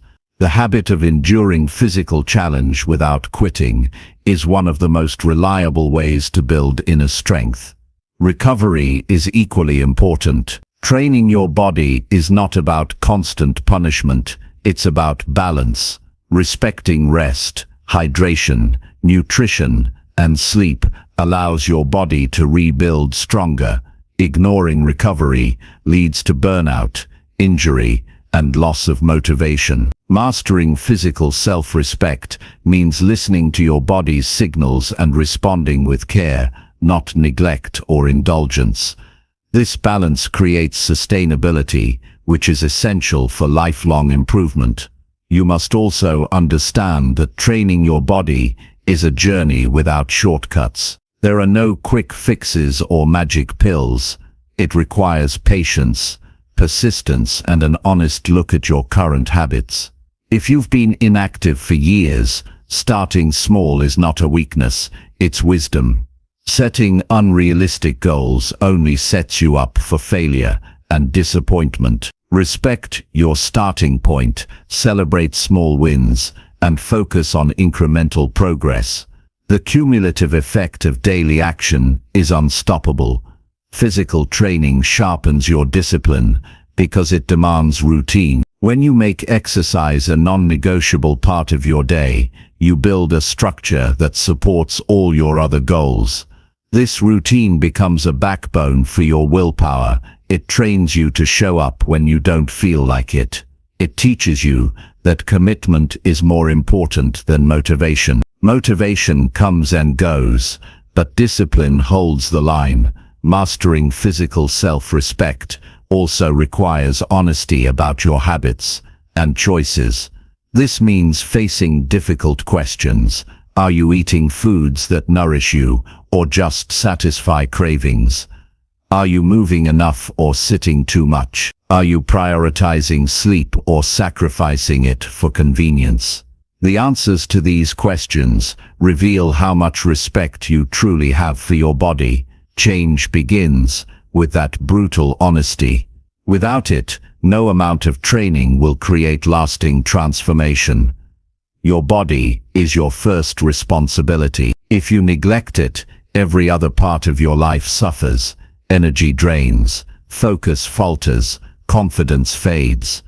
But when you honor your body through consistent training, you unlock levels of potential that go beyond physical strength. You gain clarity, emotional balance, and the stamina to pursue your deepest ambitions. The strongest minds live in the strongest bodies because they know that the two are inseparable. Finally, training your body is an act of love. It's an investment in yourself that pays dividends every day. It is a practice that says, I am worth the effort. When you choose to care for your body, you build a foundation of self-respect that impacts every decision, every relationship, and every goal. This kind of respect cannot be faked or borrowed. It must be earned through daily action and relentless commitment. This is the path to mastery over yourself and the life you want to build. Chapter 12. Reject short-term pleasure and choose long-term growth. The world is filled with endless distractions promising immediate satisfaction. From fast food to social media, from mindless entertainment to impulsive purchases, short-term pleasure is everywhere, inviting you to abandon your focus and forget your goals. It's easy to give in because these moments feel good. They provide instant comfort, relief, or happiness. But every time you choose fleeting pleasure over deliberate growth, you chip away at your future potential. The cost is invisible in the moment, but undeniable over time. Choosing long-term growth means making decisions today that may feel difficult or uncomfortable, but will build a stronger, wiser, and more capable version of yourself tomorrow. This requires a mindset shift from seeking instant gratification to embracing delayed rewards. It means understanding that real progress demands patience and sacrifice. Pleasure fades quickly, but the results of committed effort last a lifetime. Rejecting short-term pleasure is not about denying joy, it's about prioritizing meaningful fulfillment over temporary escapes. Your brain is wired to seek pleasure and avoid pain. This biological programming served our ancestors well in survival, but it often works against modern ambitions. The challenge is not that pleasure exists, but that it is designed to hijack your attention and weaken your discipline. Recognizing this is the first step toward freedom. You must become aware of the ways short-term pleasure tempts you and consciously choose whether to engage or resist. This awareness creates a gap between impulse and action, where true choice lives. Growth requires discomfort because it pushes you beyond your current limits. When you resist the urge for instant satisfaction, you strengthen your willpower. Each time you say no to an easy escape, you build muscle in your self-control. This muscle grows stronger with repetition, making future challenges easier to face. Discipline is not about perfection, it's about consistency in choosing what serves your highest vision over what satisfies momentary desires. Many people confuse pleasure with happiness, but they are not the same. Pleasure is temporary and external. Happiness is deeper and internal. Real happiness comes from knowing you are progressing, learning and becoming the person you want to be. It comes from the satisfaction of hard work, paying off, and the confidence that you can handle life's challenges. Pursuing long-term growth cultivates this type of happiness because it aligns your actions with your purpose. Rejecting short-term pleasure often means setting clear boundaries with yourself. This can involve limiting social media use, avoiding junk food, sticking to a budget, or dedicating time to practice skills instead of watching TV. Boundaries protect your energy and focus. They create a framework within which growth becomes possible. Without boundaries, you drift into habits that prioritize comfort over challenge, and progress stalls. It's important to replace short-term pleasures with meaningful alternatives. When the urge to procrastinate or indulge hits, have a plan to redirect your energy. This could be a quick walk, journaling your goals, practicing mindfulness, or tackling a small task related to your bigger objective. The goal is not to suppress desire, but to channel it towards something constructive. Over time, these new habits reshape your brain's reward system and make long-term growth more appealing than fleeting pleasure.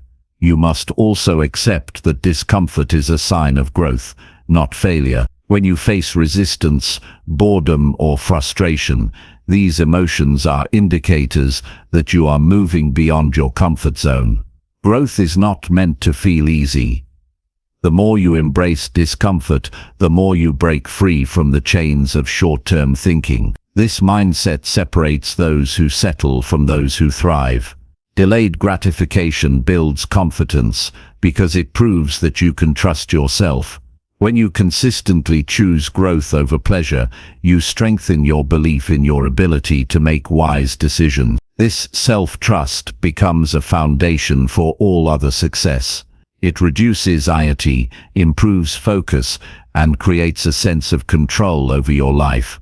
Without it, you remain vulnerable to impulses and external pressure. Social environments often reinforce short-term thinking through peer pressure, cultural norms, or constant connectivity. Be intentional about who you spend time with and what influences you expose yourself to. Surround yourself with people who value growth and discipline. Create an environment that supports your long-term goals rather than undermines them. This includes digital detoxes, focused work sessions, and clear intentions for rest and leisure. Long-term growth also requires clear vision. When your purpose is strong and vivid, it becomes easier to say no to distractions. Keep your goals front and center in your mind. Remind yourself daily why you are making sacrifices. Connect with the future version of yourself who is reaping the rewards of today's choices. This connection fuels motivation and reinforces your commitment. Self-compassion is vital on this path. Rejecting short-term pleasure doesn't mean beating yourself up when you slip. Everyone falters. The difference is how you respond. When you fall into old patterns, acknowledge it without judgment and recommit immediately. Growth is a process of continuous correction, not perfection. Be patient with yourself and celebrate progress, no matter how small. The cumulative effect of rejecting short-term pleasure is profound. Small daily choices build momentum that eventually leads to breakthroughs. Habits compound, focus sharpens, strength increases. This process transforms not only your results, but your identity. You become someone who chooses wisely, acts deliberately, and lives with intentions. That person is unstoppable. In the end, rejecting short-term pleasure is a declaration of your priorities. It says that you value growth, integrity, and resilience more than fleeting comfort. It means you respect yourself enough to endure temporary discomfort for lasting success. This choice is the foundation of a powerful life. It turns dreams into realities and weakness into strength. Every moment you choose growth over pleasure, you kill the weak version of yourself and build the strongest version yet to come.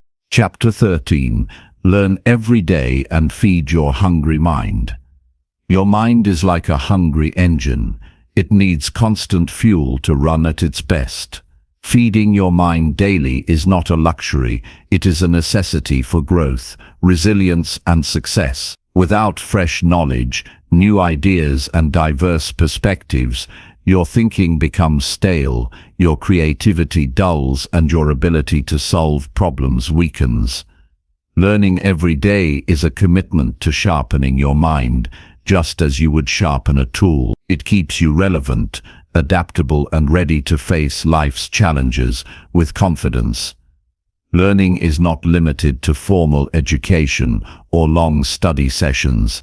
It happens in moments, through books, conversations, observations, mistakes, and reflection. The key is to be intentional about seeking knowledge and experiences that stretch your thinking. Curiosity is the fuel for learning.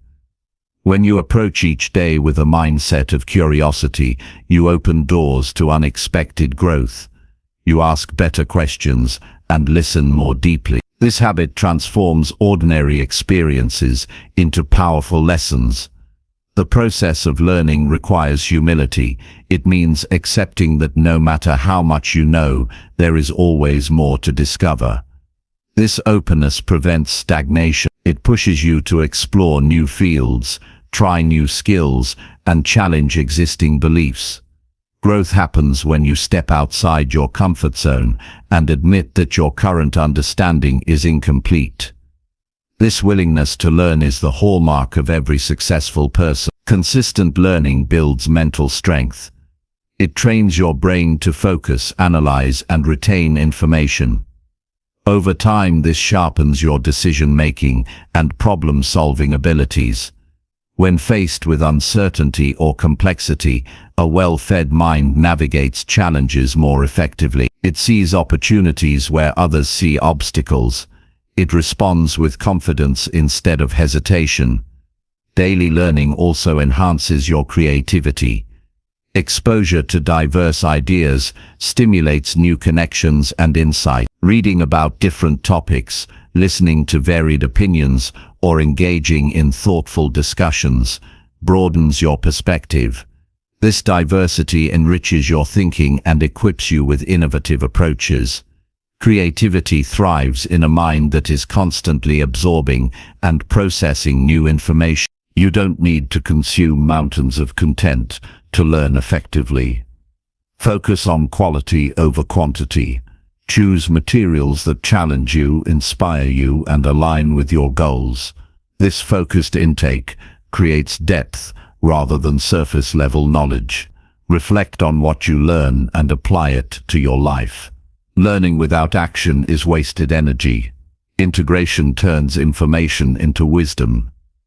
Learning every day requires creating space and routines for it. Set aside dedicated time to read, listen, or practice new skills. Protect this time fiercely. Just as you would prioritize exercise or work, prioritize feeding your mind. Consistency turns learning into a habit. Habits create momentum. Momentum fuels progress. This chain reaction transforms your intellectual capacity and personal growth. Technology offers unprecedented access to knowledge, but it also brings distractions. Be selective about how and what you consume. Avoid mindless scrolling or superficial content that wastes time. Use digital tools deliberately. Subscribe to educational podcasts, follow thought leaders, or take online courses relevant to your growth. Guard your attention like a precious resource. Engage actively with what you learn. Take notes, ask questions, discuss ideas with others, or teach what you've absorbed. Active learning deepens understanding and retention. It moves knowledge from passive intake to dynamic use. Sharing knowledge also strengthens relationships and builds influence, further amplifying your growth. Failures and mistakes are among the richest sources of learning. Instead of avoiding errors, analyze them. Understand what went wrong and why. Extract lessons and adjust your approach. This mindset turns setbacks into stepping stones. It removes fear of failure and replaces it with a hunger for improvement. Stay patient with the learning process. Growth is rarely immediate. Mastery takes time, practice, and repeated effort. Celebrate small wins and progress along the way. The cumulative effect of daily learning creates exponential growth that compounds over months and years. Feeding your mind daily expands not just your intellect, but your character. It cultivates discipline, patience, and resilience. It builds confidence grounded in competence. This growth radiates into all areas of life: relationships, career, health, and personal fulfillment. In the end, choosing to learn every day is a commitment to yourself. It is a promise that you will never settle for ignorance or complacency. You become someone who adapts, evolves, and leads. Your mind becomes a powerful asset that propels you beyond limits. Feeding your hungry mind daily kills the weak version of yourself and awakens the strong, wise, and capable individual you are meant to be. Chapter 14. Lead yourself before trying to lead anyone else. True leadership starts within. Before you can inspire others, direct teams, or influence outcomes, you must first master the art of leading yourself. This means understanding your values, managing your emotions, and taking responsibility for your actions without blaming others or circumstances. Leading yourself is not about controlling every detail, but about creating a solid foundation of self-awareness and discipline that others can respect and follow. When you lead yourself well, leadership of others becomes a natural extension of your character. Self-leadership requires honesty. It demands you face your weaknesses and strengths without denial or exaggeration. You must recognize where you fall short and where you excel. This clarity allows you to make informed decisions and avoid the trap of overconfidence or insecurity. Leading yourself means setting realistic expectations and holding yourself accountable even when no one else is watching. It means doing the work that others might avoid and being consistent in your habits and principles. Managing your emotions is a critical part of self-leadership. Emotions can cloud judgment and lead to impulsive decisions. When you learn to pause and assess your feelings before reacting, you gain control over your responses. This emotional regulation demonstrates maturity and steadiness, qualities essential for effective leadership. It also models for others how to remain calm under pressure and make decisions rooted in logic rather than fleeting feelings. Taking responsibility is a powerful act of leadership. It means owning your successes and failures equally. Avoiding blame creates trust in yourself and with others. When you admit mistakes and learn from them, you show strength, not weakness. This accountability builds credibility and inspires others to do the same. Leading yourself with responsibility also means proactively seeking solutions instead of waiting for external direction. Discipline forms the backbone of leading yourself. It involves creating routines, sticking to commitments, and prioritizing tasks that align with your goals. Discipline is the bridge between intention and action. Without it, motivation wanes and progress stalls. A disciplined leader manages time wisely, resists distractions, and keeps focus on long-term objectives. This discipline is contagious. When others see your consistency, they are more likely to follow your example.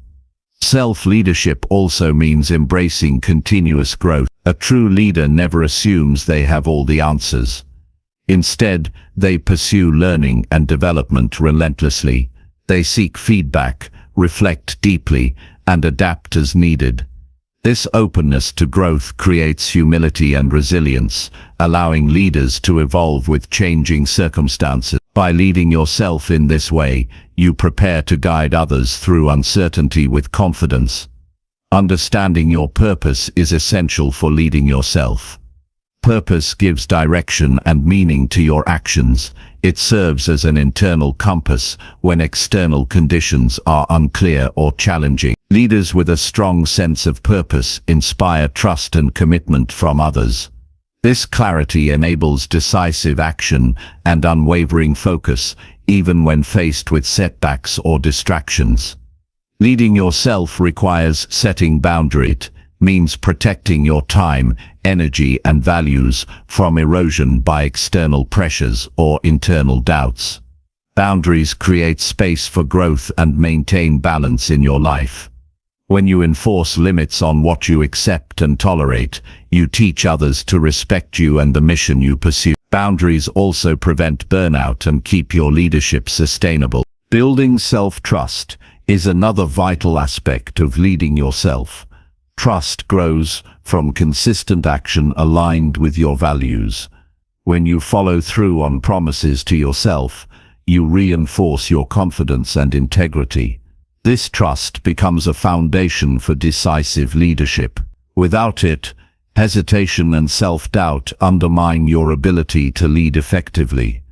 Self-trust enables bold choices and steady progress.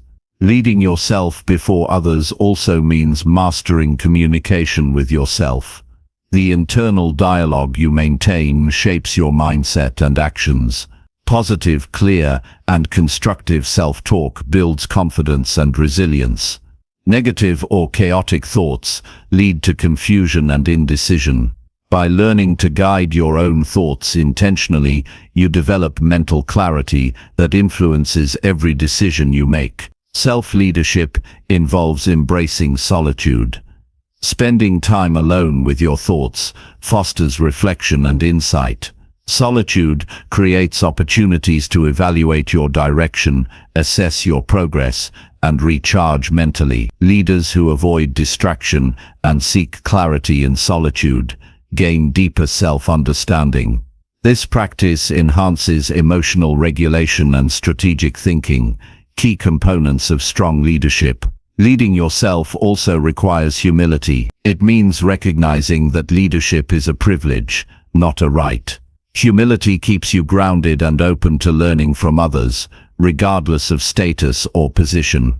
It allows you to admit when you are wrong and to celebrate the success of those you lead. Humble self-leadership invites collaboration and builds a culture of respect. The ability to make difficult decisions is another hallmark of self-leadership. Leaders face choices that involve risk, uncertainty, and sacrifice. Leading yourself means developing the courage to decide even when outcomes are unclear. It means weighing options carefully, trusting your judgment, and accepting the consequences. Decisiveness builds momentum and prevents stagnation. Leading yourself involves setting clear goals and priorities. Without defined objectives, your efforts scatter and leadership falters. Goals act as milestones guiding your actions. Priorities ensure that your energy goes to the most impactful activities. Self-leadership means regularly reviewing and adjusting these goals to remain aligned with your evolving vision. Accountability partners can support self-leadership, but cannot replace it.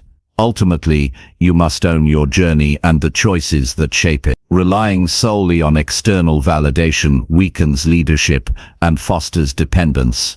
True leaders cultivate internal motivation and discipline that persist beyond external influences.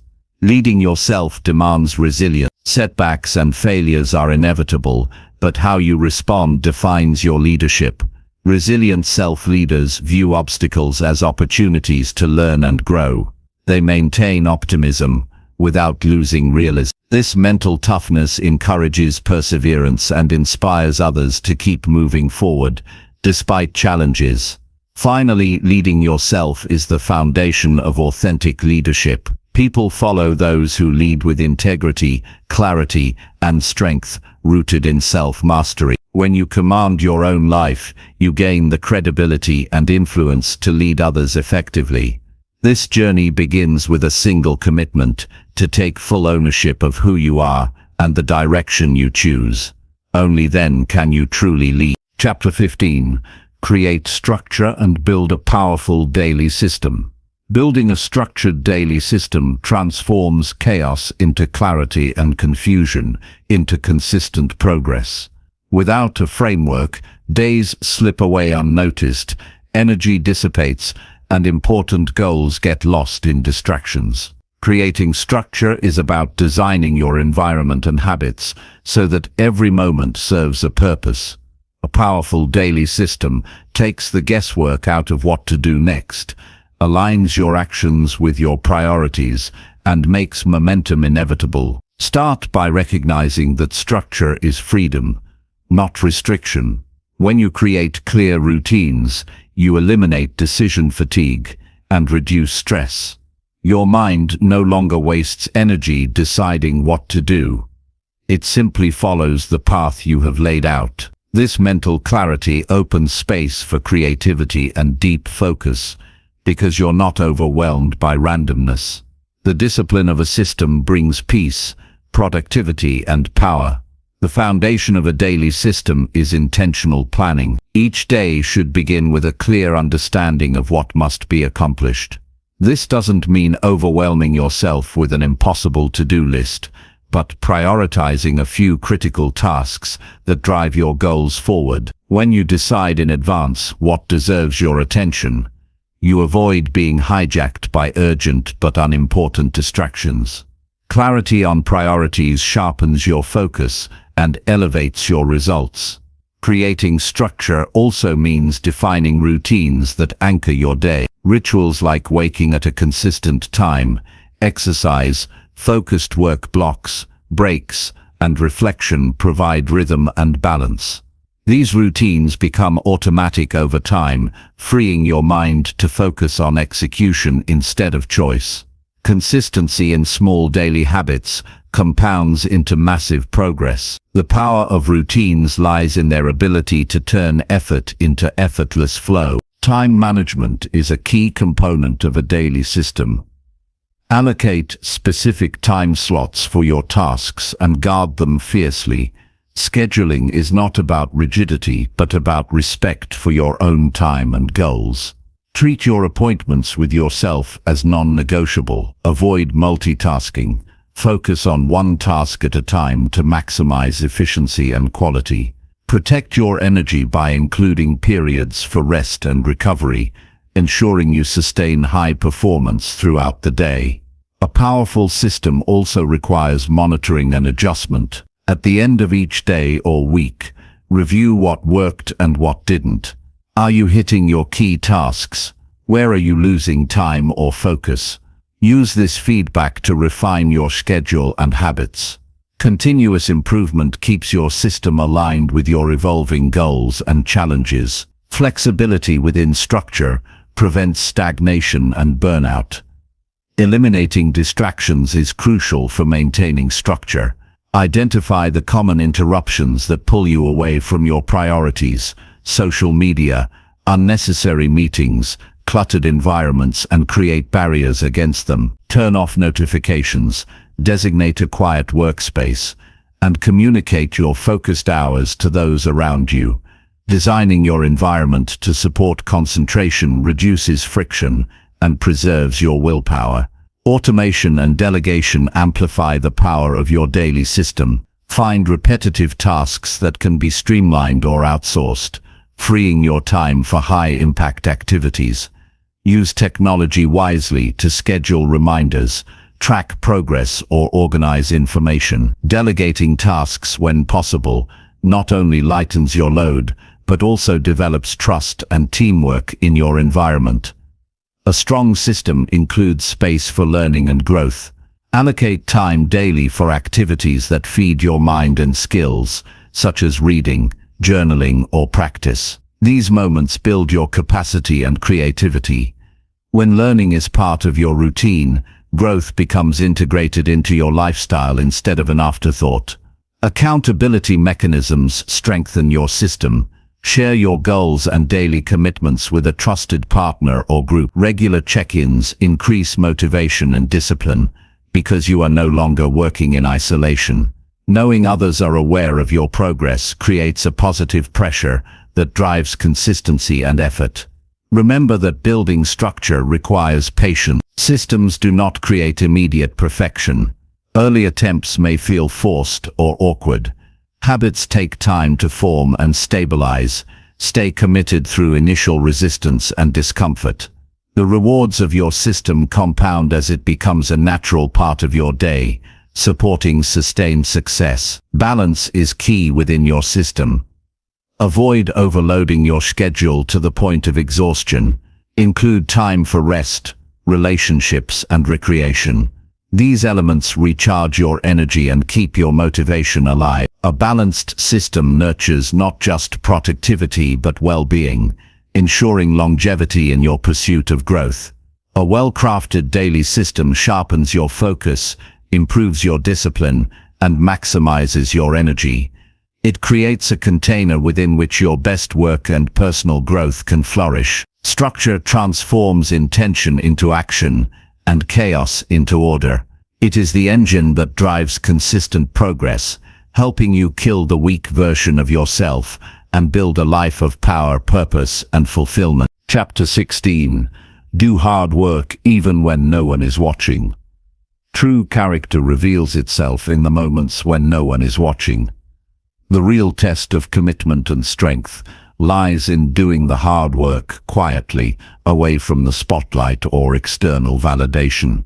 It is easy to show effort when praised, but true discipline requires pushing through when no applause or recognition is coming your way. This consistency shapes who you become. It builds a foundation of integrity that cannot be shaken by circumstances or opinions. Hard work done in solitude forms the backbone of all great achievements. The world often sees only the results, but behind every success story lies countless hours of unseen effort. This unseen work is where growth happens. It is where skills are honed, resilience is forged, and habits are built. Embracing this reality means shifting your focus from external approval to internal standards. When your motivation comes from within, your actions become sustainable and authentic. Avoiding shortcuts and excuses even when no one watches is an act of self-respect. It shows that you value your goals and your potential more than momentary comfort. This mindset trains you to rise above laziness and distraction. It builds a mental toughness that carries you through obstacles. The work you do in private becomes a silent promise to yourself that you will not settle for less. Accountability is strongest when it starts with you. Relying solely on others to push or recognize you weakens your independence. Leading yourself means cultivating the habit of doing what needs to be done regardless of external pressures. This self-leadership creates a reliable internal drive that fuels long-term success. The discipline of working hard without witnesses develops confidence and self-trust. The hardest work often feels unrewarding in the moment. Repetitive tasks, practice, or preparation may seem boring or frustrating. But this is the price of mastery. Understanding that effort without immediate reward is a necessary step helps maintain focus. Each small action builds toward a larger purpose. The patience to endure this process separates those who achieve lasting results from those who give up early. Consistency in unseen work compounds over time. Small efforts repeated daily create unstoppable momentum. This momentum builds skills, expands capabilities, and opens new opportunities. It is the difference between occasional bursts of effort and lifelong excellence. Committing to hard work away from the spotlight turns potential into reality and dreams into achievements. Self-discipline in private moments also builds mental resilience. When you choose to push through boredom, fatigue, or doubt without external motivation, you train your mind to withstand adversity. This mental strength translates into other areas of life. You become less reactive to setbacks and more proactive in pursuing goals. The habit of showing up when it's difficult strengthens your overall character. Working hard without watching eyes teaches humility. It reminds you that success is rarely flashy or instant. It is grounded in daily effort and quiet persistence. This humility fosters patience and a long-term perspective. It helps avoid entitlement or arrogance and keeps you focused on continuous improvement. Effort done in solitude cultivates focus. When distractions and external opinions fade, you can give your full attention to the task. This deep work produces higher quality outcomes and faster progress. Protecting this focus requires discipline to eliminate interruptions and create a supportive environment. The ability to concentrate on hard work without recognition is a rare and valuable skill. Doing hard work unseen builds integrity. It aligns your actions with your values and commitments. When you act with integrity, you build trust in yourself and with others. This trust forms the foundation for leadership and influence. People respect those who demonstrate consistency and honor their promises, regardless of visibility. The habit of working hard in private is a form of self-love. It reflects belief in your own potential and worthiness. This belief motivates you to invest time and energy in growth. It affirms that your goals matter even when progress feels slow or invisible. Self-love through discipline strengthens your resilience and self-esteem. This commitment requires setting clear goals and breaking them into manageable tasks. Knowing what needs to be done helps maintain direction and motivation. It prevents drifting into aimless effort. Clarity combined with private hard work accelerates results and deepens satisfaction. Reflection enhances the value of unseen hard work. Regularly reviewing your progress and challenges helps you stay aligned with your vision. It allows adjustments and learning from mistakes. Reflection also renews motivation by connecting daily effort to meaningful outcomes. This connection makes the unseen labor feel purposeful and rewarding. Avoid comparing your private efforts with others' public successes. Everyone has a unique journey with unseen struggles. Focus on your own path and progress. This focus reduces frustration and fosters patience. It keeps you committed to your standards rather than external benchmark. Remember that the most admired leaders, artists, athletes, and innovators all built their greatness through countless hours of unnoticed work. Their discipline when no one was watching shaped their extraordinary results. Following their example requires courage and faith in yourself. Hard work done quietly prepares you for opportunities when they arise. It ensures you are ready to perform at your best when recognition comes. This readiness is a direct result of the unseen effort and practice. When you commit to this unseen work, you create a powerful cycle of preparation and performance. In conclusion, doing hard work even when no one is watching is a testament to your integrity, resilience, and self-mastery. It separates those who merely dream from those who achieve. It builds confidence, trust, and momentum that propel you toward your highest goals. Embracing this truth kills the weak version of yourself and awakens the disciplined, committed, and unstoppable force within. Chapter 17. Challenge yourself and never settle for average. Settling for average means accepting limitations that are not truly yours. Challenging yourself is the essential path to growth and transformation. Growth never happens by staying comfortable or repeating what you already know. It requires pushing boundaries, testing limits, and daring to face discomfort head-on. When you commit to challenge yourself, you break free from mediocrity and tap into your highest potential.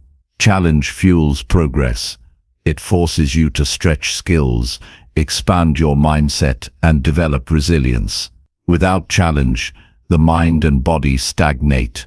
They settle into patterns that maintain the status quo but never lead to real change. By stepping into difficulty regularly, you create opportunities for learning and improvement. Challenge is not a barrier but a gateway to strength. Never settling for average means setting high standards for yourself in every area of life. Average is the enemy of excellence. It's the comfort zone disguised as a safe place. While average may feel familiar, it slowly erodes your ambition and dulls your spirit. Excellence requires refusing to accept less than your best effort and continuously raising your expectations. This refusal builds discipline and fuels relentless pursuit of growth. Challenging yourself demands courage. Fear often holds people back from pushing beyond their limits. Fear of failure, rejection, or discomfort convinces the mind to stay safe. Yet, courage is not the absence of fear, but the choice to act despite it.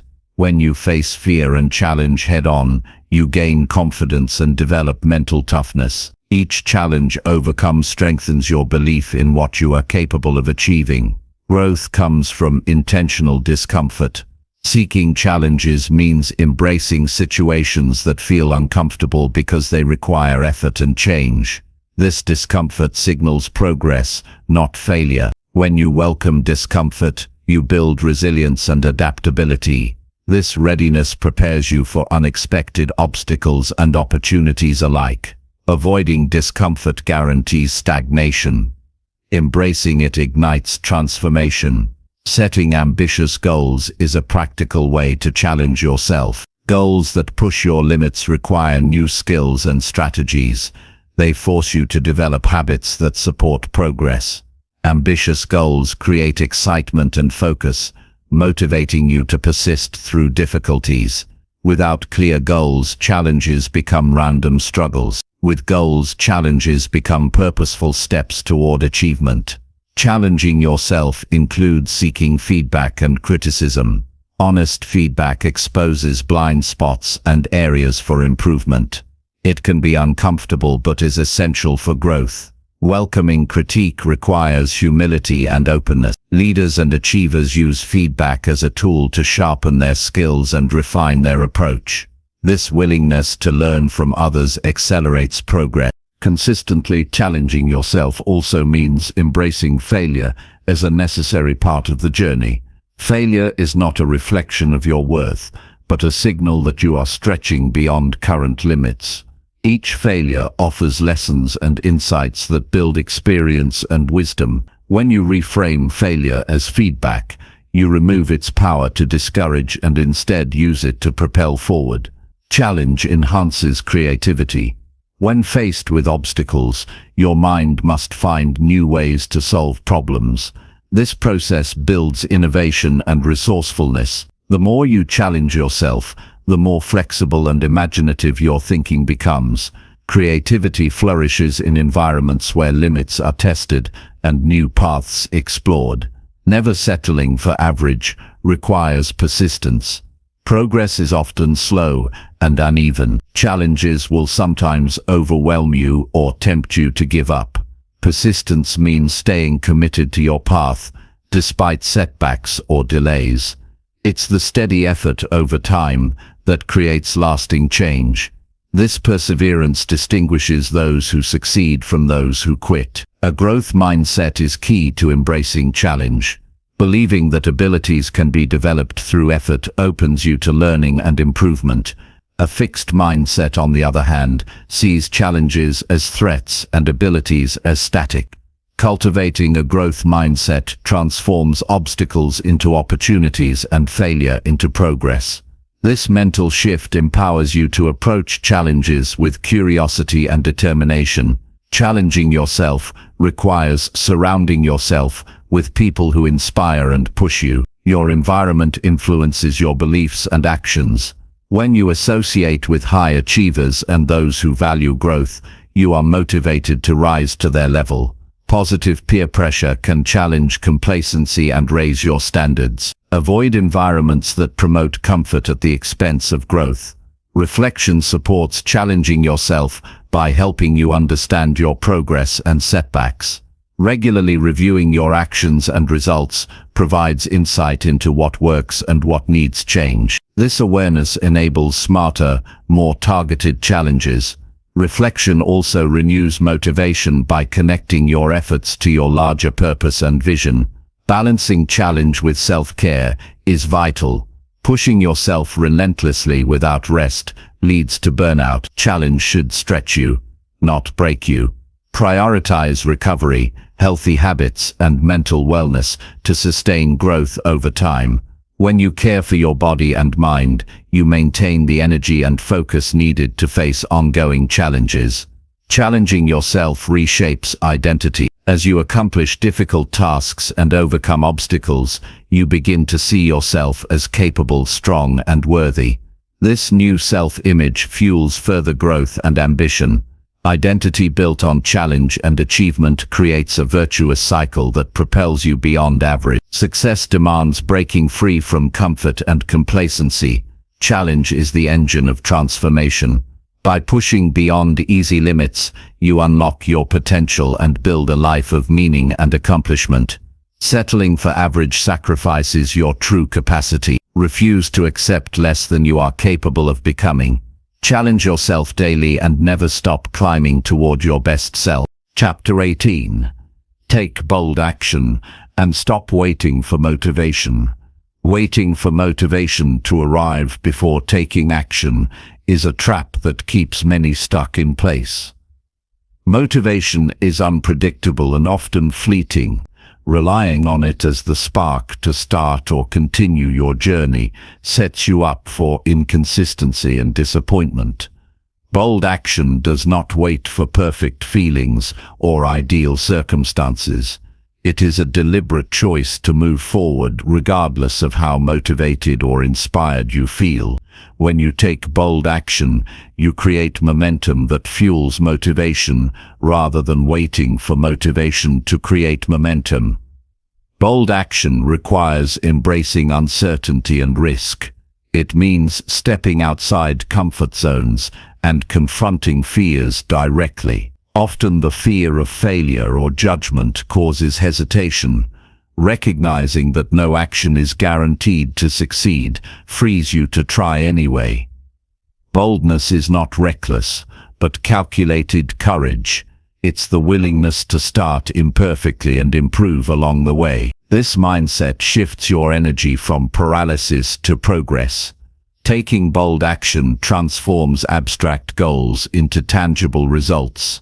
Ideas and plans remain dreams without action. Every small step forward builds confidence and capability. Action exposes what works and what needs adjustment. It reveals new opportunities and possibilities that are invisible from inaction. When you act boldly, you generate feedback that sharpens your approach and increases effectiveness. Waiting for motivation often leads to procrastination. Tasks pile up, opportunities pass, and regrets accumulate. This cycle breeds frustration and self-doubt. Breaking free means deciding that the moment to act is now. Starting before you feel ready creates a powerful psychological shift. Momentum builds with each completed step, reducing resistance and increasing enthusiasm. The first move is often the hardest but also the most transformative. Bold action requires clarity on your priorities and values. Knowing what matters most directs your energy effectively. When your actions align with your deeper purpose, they feel meaningful even if motivation fluctuates. This alignment sustains commitment during difficult times. It roots your boldness in conviction rather than fleeting emotion. Small, consistent actions can be bold when they push your limits. Boldness is not only grand gestures, but also persistent effort in everyday tasks. Choosing to focus deeply, persist through obstacles, or speak up despite discomfort are acts of courage.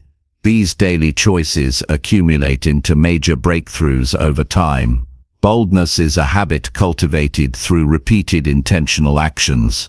Accountability accelerates bold action. Sharing your goals and commitments with trusted individuals increases pressure to follow through.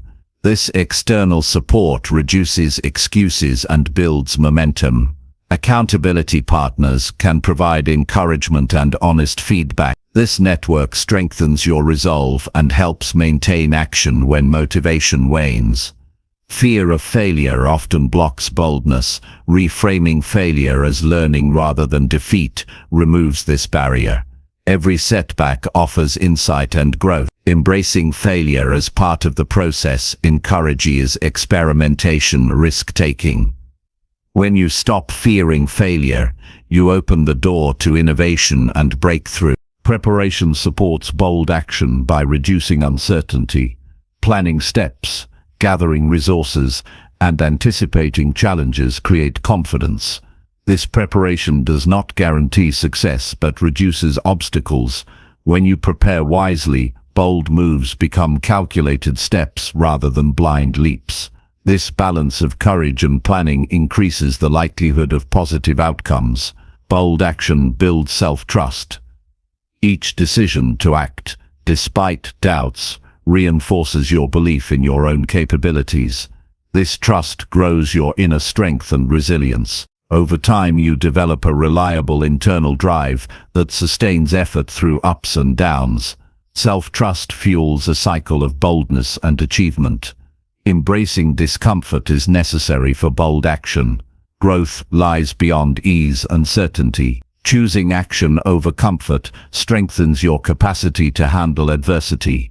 This acceptance of discomfort deepens mental toughness and adaptability. Bold people learn to welcome challenge rather than avoid it. Bold action inspires others. When you take decisive steps, you become a model of courage and possibility. Your example encourages those around you to overcome their own fears and hesitation. This ripple effect multiplies impact beyond your individual effort. Leading through action influences communities and creates positive change. Reflection enhances the power of bold action. Regularly assess your progress, challenges, and lessons learned. This practice increases self-awareness and sharpens decision-making. Reflection connects daily actions to long-term vision, reinforcing motivation and purpose. It allows you to celebrate wins and course-correct when necessary. Bold action requires letting go of perfectionism. Waiting for perfect conditions or flawless execution leads to stagnation. Accepting imperfection frees you to begin and improve continuously. Progress, not perfection, drives transformation. Each imperfect step brings you closer to mastery and success. Mindset shifts unlock boldness. Replacing doubts with empowering beliefs expands your possibilities. Affirming your ability to handle challenges builds confidence. Visualizing success strengthens resolve. Cultivating optimism fuels sustained effort. Your mindset sets the tone for your actions. Bold action demands commitment. It is a daily choice to push beyond excuses and hesitation. Commitment anchors you through setbacks and distractions. It transforms good intentions into consistent effort. This steady dedication shapes habits and character. Prioritizing bold action over waiting changes your relationship with time. You recognize the urgency of the present moment. Procrastination gives way to intentional use of time. You create opportunities instead of passively hoping for them. This shift leads to greater productivity and fulfillment. Bold action balances courage with wisdom. It involves taking risks but also evaluating consequences. Wise boldness integrates confidence with discernment. It avoids reckless impulsivity and embraces thoughtful decisiveness. This balance enhances effectiveness and sustainability. Taking bold action rewires your brain for success. Repeated courageous choices build neural pathways that make boldness easier over time. This neuroplasticity strengthens habits of initiative and persistence. The more you act boldly, the more natural it becomes. In the end, waiting for motivation keeps you stuck in a cycle of inaction and regret. Bold action breaks this cycle by choosing to move forward despite uncertainty and fear. This choice transforms you from a passive dreamer into an active creator of your life. Taking bold action is the key to killing the weak version of yourself and stepping into your full power. Chapter 19. Reflect deeply and upgrade your standards regularly. Deep reflection is the key to personal evolution. Without pausing to honestly evaluate your actions, mindset and progress, growth becomes random and shallow. Reflection brings clarity and understanding, allowing you to see where you are, how far you've come, and what still needs improvement. It transforms experience into wisdom by encouraging you to analyze outcomes and learn from them. Regular reflection builds self-awareness, the foundation for meaningful change. Upgrading your standards means raising the expectations you hold for yourself in every area of life. Standards shape your decisions, behaviors, and ultimately your identity. When standards are low, complacency sets in, and mediocrity thrives. By consciously raising your standards, you challenge yourself to grow beyond old limits and embrace new possibilities. Higher standards fuel ambition, discipline, and resilience. Reflection and upgrading standards work hand in hand. As you reflect on your current habits and results, you recognize where you have settled or compromised. This awareness pushes you to elevate your expectations. Each new standard becomes a target for action and growth. This cycle keeps you moving forward, preventing stagnation and encouraging continuous improvement. Taking time for deep reflection requires creating quiet, uninterrupted space. This may mean journaling, meditating, or simply sitting in stillness. The goal is to slow down your mind and observe your thoughts, feelings, and behaviors without judgment. Such clarity helps you uncover patterns, strengths, and weaknesses that are often invisible in the rush of daily life. Reflection is an act of self-honesty and courage. During reflection, ask yourself tough questions. Are my actions aligned with my values and goals? Where have I been holding myself back? What habits or beliefs no longer serve me?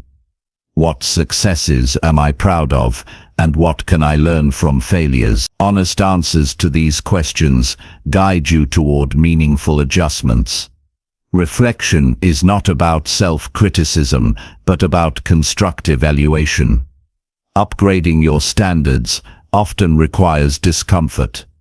It means refusing to settle for past achievements or easy routine. This discomfort signals growth and challenges you to stretch beyond comfort zones. When you raise standards, you might face resistance from your own doubts or external influences.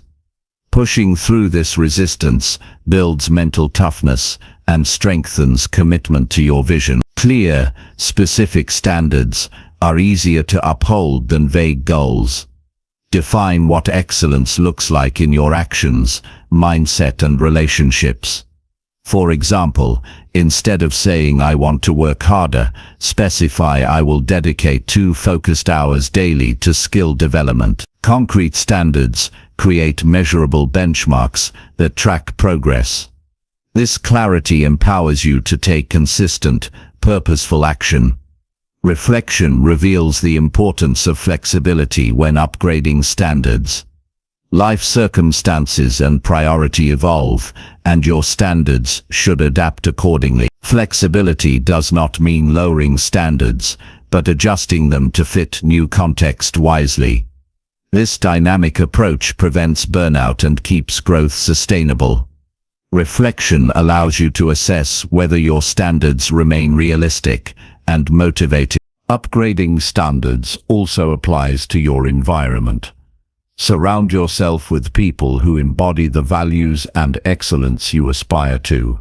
Their influence raises your expectations and provides support for your growth. Likewise, create physical and mental spaces that encourage focus, creativity, and discipline.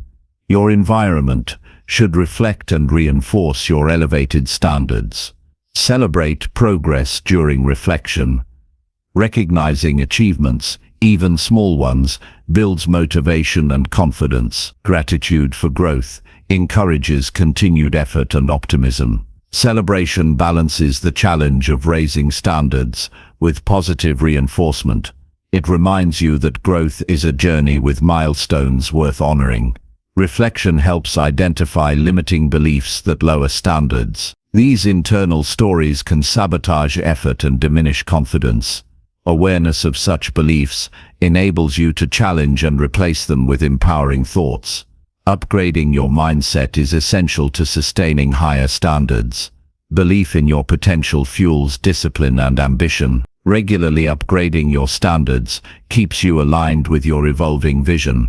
As you grow, what once seemed ambitious becomes insufficient. New goals and behaviors are necessary to maintain momentum. This continuous renewal prevents complacency and keeps your journey dynamic and engaging. Reflection also sharpens decision-making. By understanding past choices and outcomes, you make wiser future decisions. Better decisions accelerate progress and reduce setbacks. This clarity creates a positive feedback loop that strengthens growth. Commit to a schedule for reflection and upgrading standards. Consistency builds the habit and embeds these practices into your lifestyle, whether weekly, monthly, or quarterly. Regular reflection sessions anchor your growth rhythm. This discipline ensures that your evolution remains intentional and focused. Upgrading your standards impacts all areas of life: health, relationships, work, and personal development. Holistic growth creates balance and fulfillment. Setting high standards in one area while neglecting others leads to imbalance. Reflection helps maintain harmony across life domains. Reflection fosters humility by revealing both strengths and areas for improvement. Humility opens you to learning and collaboration. It prevents arrogance and complacency that hinder growth. Embracing humility enhances resilience and adaptability. Elevated standards cultivate self-respect and integrity. When you consistently meet your own high expectations, you build trust in yourself. This self-trust empowers you to face challenges and setbacks with confidence. Integrity becomes a guiding principle that supports all your actions. Reflection deepens your connection to purpose. Understanding the meaning behind your efforts fuels perseverance. Purpose-driven standards motivate sustained effort beyond fleeting desires. This connection transforms discipline into passion. Remember that growth is a lifelong journey. Reflection and upgrading standards are ongoing processes that evolve with you. There is no final destination but continuous ascent. This mindset keeps you engaged and excited about your potential. In conclusion, deep reflection and regularly upgrading your standards are essential for killing the weak version of yourself. They foster self-awareness, ambition, resilience, and integrity. These practices transform experience into wisdom and potential into achievement. By committing to reflection and higher standards, you build a life of power, purpose, and continuous improvement. Chapter 20. End the weak self and live with real purpose. Ending the weak version of yourself means breaking free from habits and beliefs that limit your true potential. It requires confronting uncomfortable truths about where you have held back and why. This process demands courage and honesty because it asks you to let go of familiar but harmful patterns. The weak self clings to excuses, fears, and avoidance.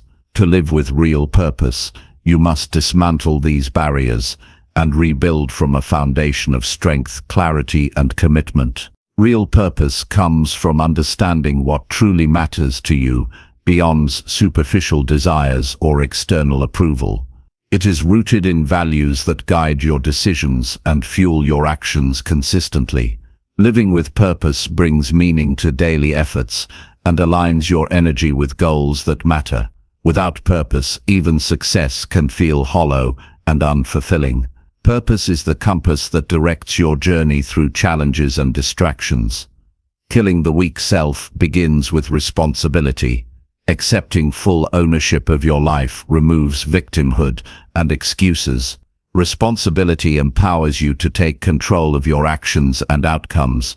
This mindset shifts power back into your hands and dissolves feelings of helplessness. It invites proactive behavior rather than reactive responses. Transforming your identity is central to ending the weak self. Identity is shaped by repeated thoughts, choices, and behaviors. Changing who you are means consistently acting in ways that reflect strength, discipline, and authenticity. Each decision to act with integrity and courage rewires your sense of self. Over time, your identity evolves from weak and reactive to strong and intentional. Purpose requires clarity. Defining your mission and vision provides a roadmap for your life. This clarity filters distractions and helps prioritize effort. Without clear purpose, energy dissipates in scattered actions. When you know what you stand for and where you want to go, your motivation becomes intrinsic and unwavering. Living purposefully demands discipline. It means committing to actions aligned with your goals, even when motivation fades or obstacles arise. Discipline bridges the gap between intention and achievement. It transforms vision into reality by enforcing consistent habit. Without discipline, purpose remains a vague idea rather than a lived experience. Emotional mastery is essential in killing the weak self. The weak version is ruled by impulses, fears, and doubts. Developing emotional resilience allows you to navigate setbacks and discomfort with composure. This mastery prevents destructive patterns like avoidance or self-sabotage. When emotions serve rather than control you, decisions become deliberate and empowering. Surrounding yourself with supportive influences strengthens your transformation. Relationships shape beliefs and behaviors. Aligning with people who embody strength and purpose creates a positive feedback loop. These connections inspire, challenge, and hold you accountable. Removing toxic influences frees energy and reinforces your new identity. Purposeful living requires ongoing growth. The journey does not end once the weak self is killed. Continuous learning, self-reflection, and upgrading standards are necessary to maintain and deepen strength. Growth keeps you adaptable and ready for new challenges. It prevents complacency and fuels lifelong fulfillment. Sacrifices are part of ending the weak self. letting go of instant gratification, comfort zones, and limiting attachments creates space for new possibilities. These sacrifices are investments in your future strength and purpose. Embracing them requires a long-term mindset focused on legacy and impact. Taking bold action cements your break from weakness. Purpose without action is powerless. Every step taken in alignment with your values strengthens your resolve. Boldness signals commitment to yourself and your mission. It builds momentum and confidence that sustain progress. Self-compassion supports this transformation. Rejecting the weak self does not mean harsh judgment or denial of past mistakes. Instead, it involves kindness and forgiveness as you grow. Self-compassion balances accountability with encouragement. It nurtures resilience by preventing burnout and despair. Living with real purpose creates profound satisfaction. It fills life with significance and direction. Purpose transforms challenges into opportunities and setbacks into lessons. It inspires daily effort and perseverance. This fulfillment anchors happiness beyond fleeting pleasures. Authenticity is the core of purpose. The weak self often hides behind masks to avoid vulnerability or rejection. Ending weakness means embracing your true self fully. Authenticity builds deeper connections and aligns actions with inner truth. It frees energy wasted on pretense. Purpose influences all aspects of life, including relationships, career, health, and personal growth. It creates harmony by aligning choices with core values. This integration reduces internal conflict and increases peace. Purposeful alignment generates lasting success and well-being. Mindset is critical to sustaining purposeful living. Believing in your worthiness and ability fuels perseverance. Positive beliefs overcome doubt and setbacks. A growth mindset embraces challenges as opportunities. This outlook empowers you to evolve continuously. Reflection enhances purposeful living by connecting daily actions to long-term meaning. Regularly assessing progress and intentions refines your path. Reflection renews motivation and ensures alignment. It cultivates gratitude for growth and learning. Purpose demands patience. Transformation takes time and consistent effort. Immediate results are rare. Patience sustains you through difficulties and delays. Trusting the process strengthens faith in your journey. Ending the weak self unleashes your full potential. It releases energy trapped in fear, procrastination, and self-doubt. This liberation empowers creative expression, courageous decisions, and impactful action. Living with purpose ignites passion and drives achievement. Your life is shaped by the choices you make today. Choosing to kill the weak version of yourself is the most important decision you can make. It opens the door to a stronger, wiser, and more fulfilled existence. Real purpose is waiting on the other side of that choice. Commit to this transformation fully. Act with courage and clarity. Embrace discipline and growth.